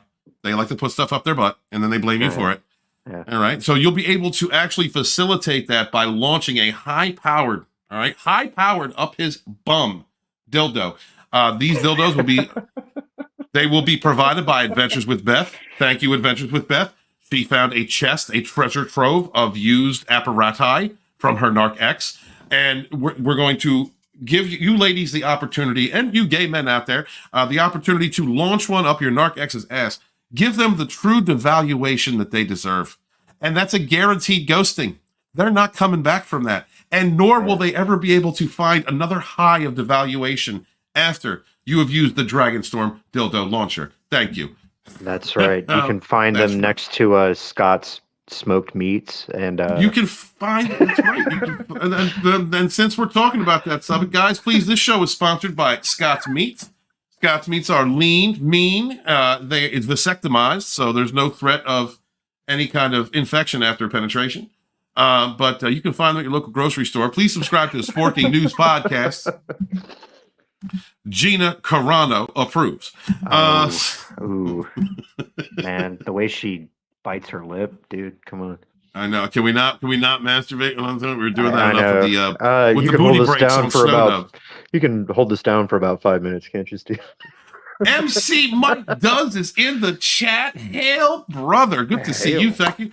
Love my fellow brothers out here in the Dragonstorm community leading the way, healing, being real men. People out here like Kevin and Mike being real men, so that these ladies understand that there are genuine, good, empathetic, caring, real dudes out here in the world. Thank you very much, Mike. Appreciate you being here. He said Trump was like that, didn't trust what the scientists were saying. Like Fauci? I'm sorry. Trump is narcissistic as are most politicians. Trump may have been a narcissistic and egotistical, but Trump was outside of the system, and that's why they came at him the way that they did. But that's a topic for another channel. Right. Sergeant Pepper says, "What kind of life is that? Destroying someone that's evil? Yeah, it's pathetic. It's low vibrational. And when you see it, you see it. What really bothers me, Sergeant Pepper, is the amount of those who are willingly flying monkeys or assist a toxic person in the destruction of another person's character, financial viability, their lives. You know, flying monkeys are just as dangerous as the narcissists themselves. Well, yeah, and their rank and position means nothing to Narc Prime, right? These guys are trying to suck their way up the ladder, and it's never going to work. I mean, it may work for some. They're sucking their way up there over in CG. I'm just saying. And that's why the answer to this is just to disinvolve yourself. You know, cut the cord. Absolutely. Cut the cord. That's Coyle's way of saying stop talking about that shit, Steve. Kevin Jag says, he's like, you're getting me in trouble. Kevin Jag says they tend to revise history and facts. Absolutely, they do. You have to capitulate to their warped worldview. Yep. They're not living in reality. Until you compare it to, yeah. Oh, I'm sorry. I didn't mean to cut you off. Oh, no. You have to live in their world until you can parrot their, mythos. Yeah. Mm-hmm. Yeah. Jessica says the problem, like Disney Lucasfilm, like that, like that, right? Like Kathleen Kennedy and Pablo Hidalgo and Chuck Wendig and all the other, and what was Harvey Weinstein's personal assistant who is now running a show, The Acolyte? Ooh, The Acolyte. Heidi something. What's her name? Yeah, she looked. She has a highly punchable face. You know, she highly punchable. Yeah. A woman who literally assisted Harvey Weinstein in abusing women has a place at Disney Lucasfilm producing a show. As a feminist, As a feminist, yeah, she's a feminist, yeah. It's the genesis of the Me Too movement. It's crazy. Toxic people support each other. If you have a toxic ideology, an extremist ideology, if you have one of these personality disorders, you can get a job at Disney Lucasfilm. Let's see. Sam says that narcissism is a death cult. Yeah, it is. It is. I was driven. Person A drove me to being suicidal more than once, and didn't give a damn. When it got me to that point, ghosted. Yeah. Leslie, you got me to that point. Leslie Ghosted. Headland, that's her name. Leslie Headland, yes, Leslie, Yeah. Harvey Weinstein's personal assistant. I think Trump is an asshole. So are 99% mine. Yes, Trump's an asshole. Yeah, but he's my asshole. I love that asshole. Kevin Jang says, you can be extremely educated and still fall for the tricks of a narcissist. A friend of mine worships the ground her megachurch pastor walks on. Spiritual narcissism is a hard thing to break, guys. Check out Bounding in a Comic. Spiritual narcissism is a hard thing to break because that person is using spirituality, spiritual energy, in order to destroy someone. As a matter of fact, as we're going to talk about that, Immortal Coil is going to go through this diagram with us and explain to us how people like megachurch pastors, how narcissistic people drain your energy. So please, Coil. Yeah, absolutely. And also, before I go into this, we actually covered spiritual narcissism 4 or 5 shows ago. Stephen can point the way, but what we're looking at here is a diagram of one of the lower layers of the human aura. Now, this is a little bit exaggerated, but this is more or less what goes on between people when they're being negative towards one another. So, as it applies to narcissists, you're going to want to look at oral sucking, which is the third person from the right. Yeah, oral sucking. Yeah, oral sucking, and it's not in the pleasurable way, ladies and gentlemen. This is somebody using their words in order to draw your energies, and depending on how they do it, they can use hushed tones so that you have to shut up and listen to them, or they can just be loud, obnoxious, just crazy people. Which, if you look straight below, you'll see that it's like lightning projecting.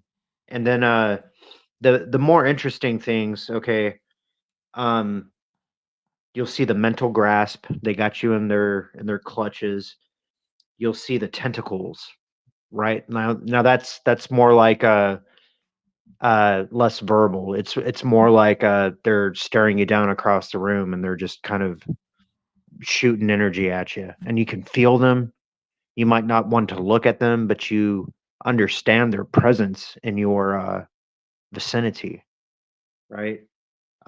Silent, obvious brooding, that's self-explanatory. Verbal arrows. My personal favorite is a combination. So the hook and the mental grasp. Yeah, you'll have multiple things just coming at you from different levels of their being, because they're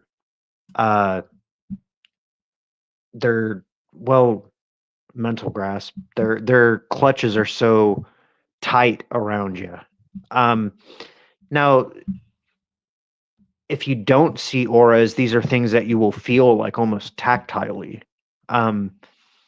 I believe Steven says like he feels energy more than he perceives it. Yes. Yes. Yeah. So I mean, these kind of things, like when we're in the middle of it,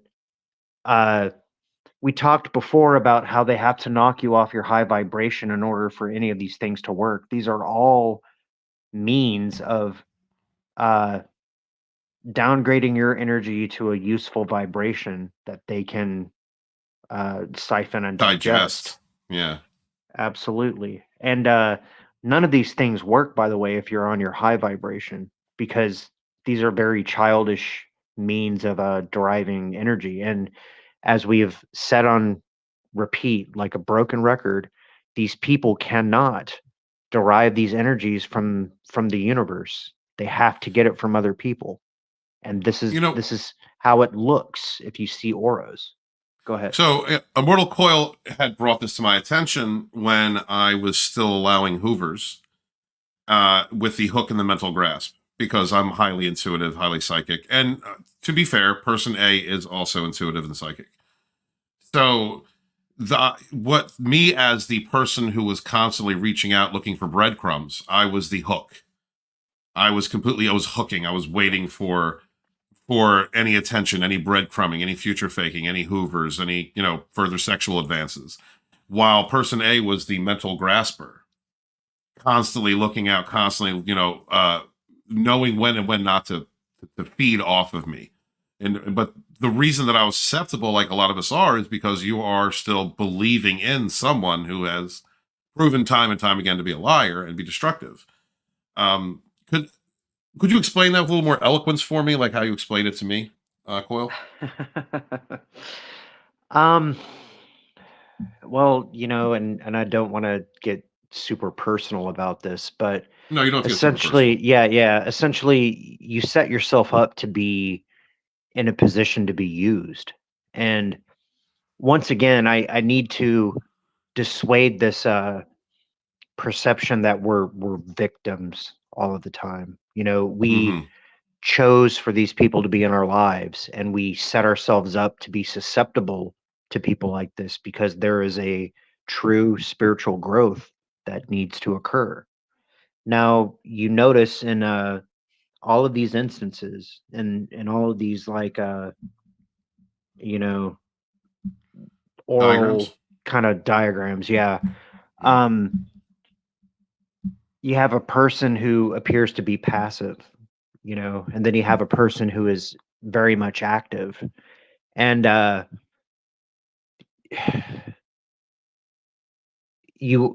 they need that capitulation. They need you to behave in the way that they deem acceptable, or they're going to throw a tantrum. Yeah. Once again, you're the person in control here. These people cannot do this by themselves. They need you to show up a certain way. They need you to act a certain way. And if you're not able to do that, then number one, they're going to throw a fit. Number two, they're going to ruin your character.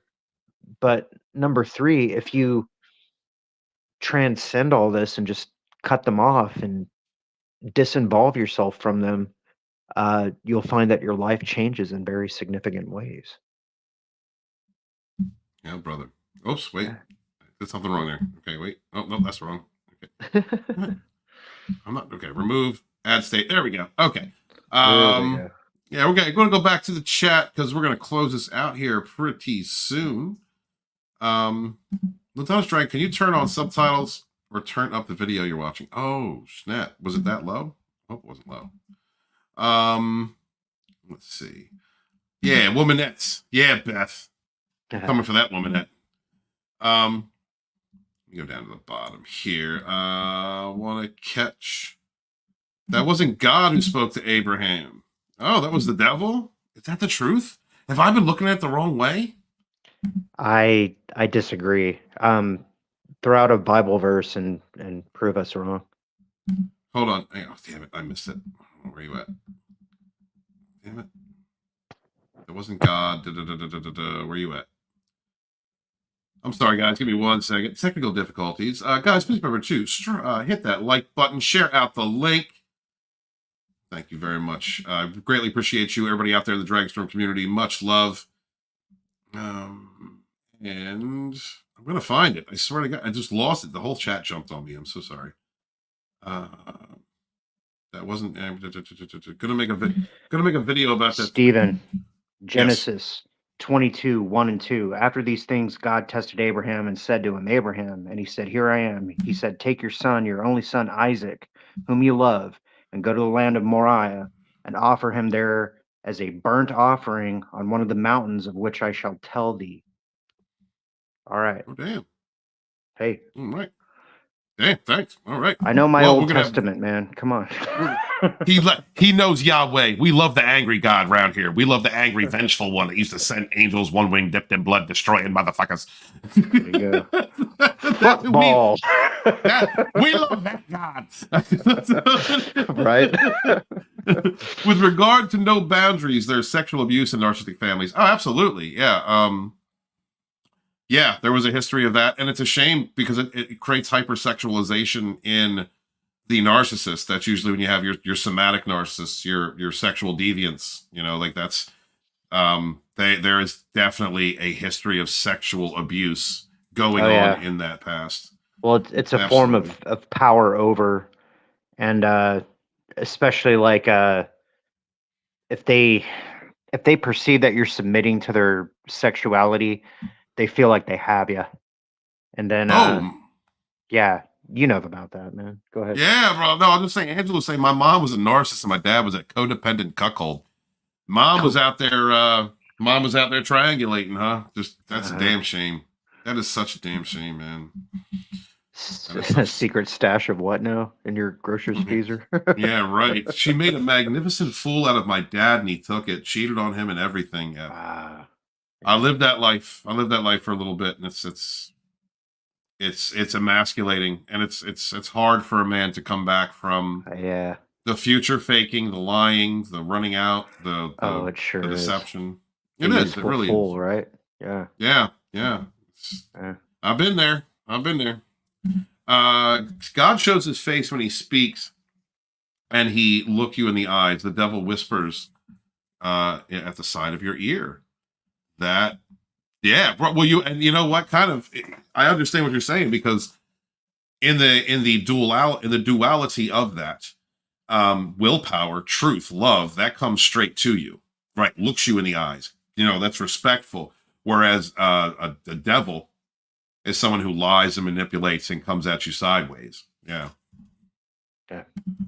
Jessica said, man, I ran from my life, Angela, when I got away from my narcissistic family. Thank you. I didn't even want to try. You're good.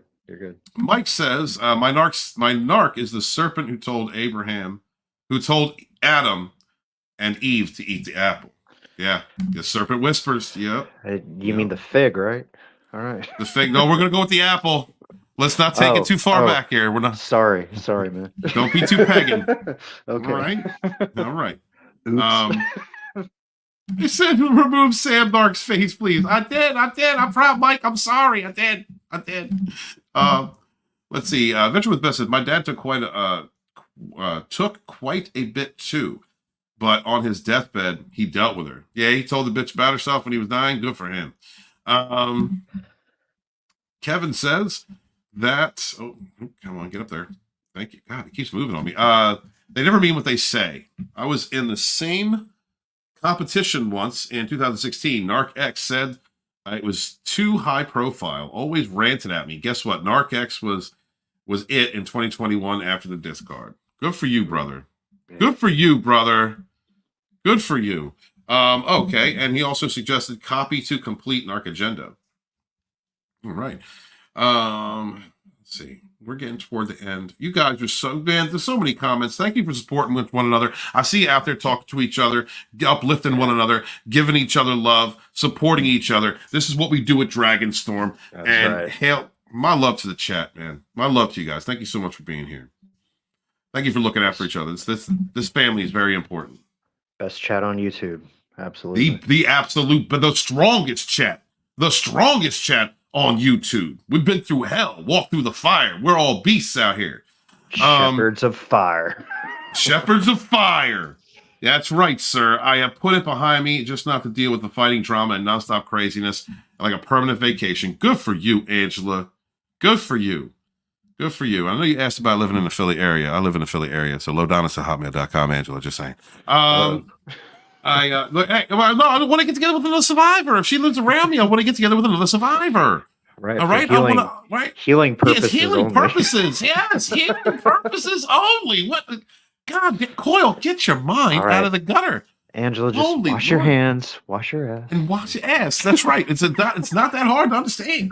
Adventure with Beth said, "I'm so glad that you said that, Immortal Coyle. In marriage counseling, we're told to do homework, define love. He showed up with nothing, and I handed over several pages. The counselor said he never saw a better." Yeah, they don't understand it. Really, truthfully, if you're trying to get to know somebody better, ask them to define love. See if they can do it. Love starts with the self. Yeah. There Savage you go. spirituality right there. Nice.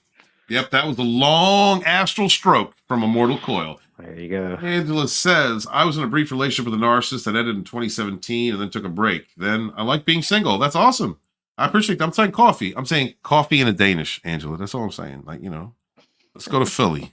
I'm from a Delco kid. We'll have some fun. I promise. Yeah. You'll find out how donut holes are made. You say, don't go. Oh my God. Do not, Angela, do not listen to Immortal Coil. He is trying to take this to a bad place. We are filling souls. All right. We are filling souls tonight. That's right. Mm-hmm. Thank you very much for Tickle Trunk for sharing out the stream. That's Snow W's Good Entertainment. And please check him out. Yeah. If you enjoy the topic that night was Jim Henson, the movie that's being done for Jim Henson by Disney. So, yeah. Disney doesn't care about any modern myths, especially if you're a straight white man who did something good. And so check that out. And he's not even alive to defend himself, No, he's not. And that's the best way to smear somebody. But as Immortal Coil calls our brother Snow Dub, Jim Henson's middle finger. Please check out the puppets over at Snow W's Entertainment. Last night had a great time over there. The most watched show he had ever had. And Mortal Coil and I were very happy to be a part of that. Yeah. No accidents in the universe. All that talking Vaknin does, he never once apologizes to the victims of his watching. Well, I mean, he's a narc. You know what I love about watching Narcs, Destroyer of the Narcs? It's a fun time. That's why I like reading Tudor. Because he's tearing narcs up. He's a narc, and he's eating narcs alive out there by educating us and getting negative fuel from it. I say, go for it. But that's the next best thing to bring back dueling. I hope you guys do, Dr. Les Carter. All right, and Little Shaman. All right, we're gonna. All right, we'll take some notes. Appreciate that. Yeah. All right, we're gonna take notes. We're going. Well, I'm not going to say at this moment we're going to cover it next week. But if you come to when the stream's over, you go to the comments and you put those names in there, then we will do one of those two. All right, we will do one of those two next week. Okay, I really need to end the stream, so let me jump in. You guys are excellent. Thank you so much. Thank you to Adventure with Beth. Thank you to Angela. Thank you to Sergeant Pepper. Keep looking up, Jessica. Thank you to Adventures with Beth, Kevin and Mike out there, my brothers. Yeah. Oh, look at Hopcast in the chat. What's going on, Hops? Get your mind out of the gutter. Go, guys, please go check out Hopcast. Subscribe to him. He's a YouTuber, been around for years. That's one of our brothers from another mother. Good to see you, man. Thank you for coming by the chat, brother.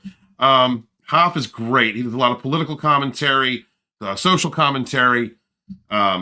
Deserves a lot more subs. He had a channel that got nuked at one point. He deserves a lot more subs than he has. So please check out Hopcast. If one of my mods could put a link out for his channel, I greatly appreciate it.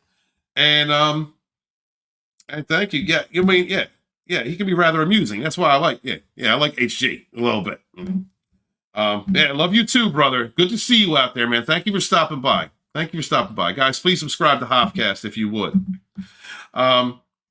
So I'm going to put this away, and I'm going to allow Immortal Coil to tell y'all where you can find him and his channel. Yes, sir. Thank you, Steven. Hail to the chat. You can find me on my YouTube channel. I go live early Sunday morning, late Saturday night, depending on your location on planet Earth. Sitting at 595 subs. I'd love to break 600. And I'm not talking K, I'm talking about total. I also have about a little bit less than 1,000 watch hours before I'm eligible for monetization. So if you guys can go in and check out a playlist that I termed Modern Savage Spirituality.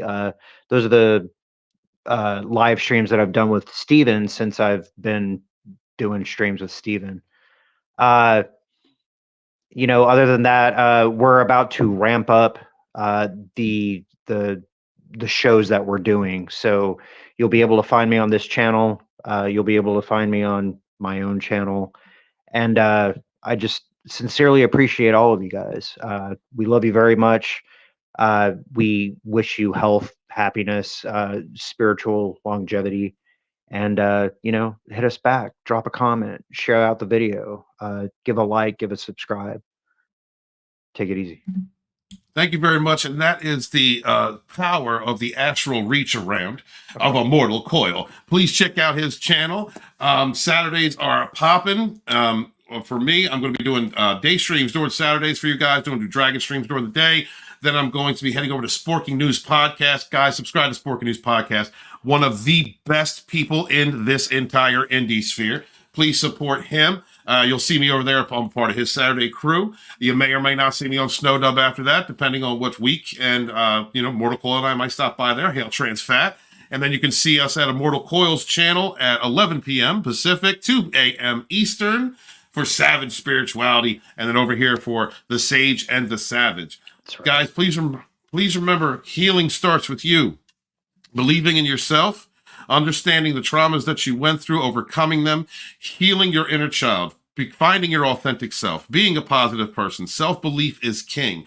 Do not ignore those red flags. Do not ignore your intuition. Okay? If a person's words and actions do not align, a liar stands before you. And we suffer no fools at Dragonstorm. So remember to concentrate on yourself. Take these steps, take these things that have happened in our lives as learning lessons, as learning tools to better ourselves in order to become more productive, healthy, loving people. Because you can't love somebody else unless you know how to love yourself. I appreciate each and every single one of you. I am author Stephen Walton, the Fandom Menace historian, your historian, born in the chats of the High Council with my brothers and sisters fighting for our modern mythologies. And I am also Lodonis, Raven Wolf, Dragonstorm, Ysir, and Sage. Hail to all my fellow survivors and thrivers from narcissistic abuse. Remember to wash your hands, wash your ass, be good to each other, yet suffer no fools. Love yourself. Sometimes you just feel. Sometimes. And that's the wrong goddamn outro. Holy shit. I don't want to play that one.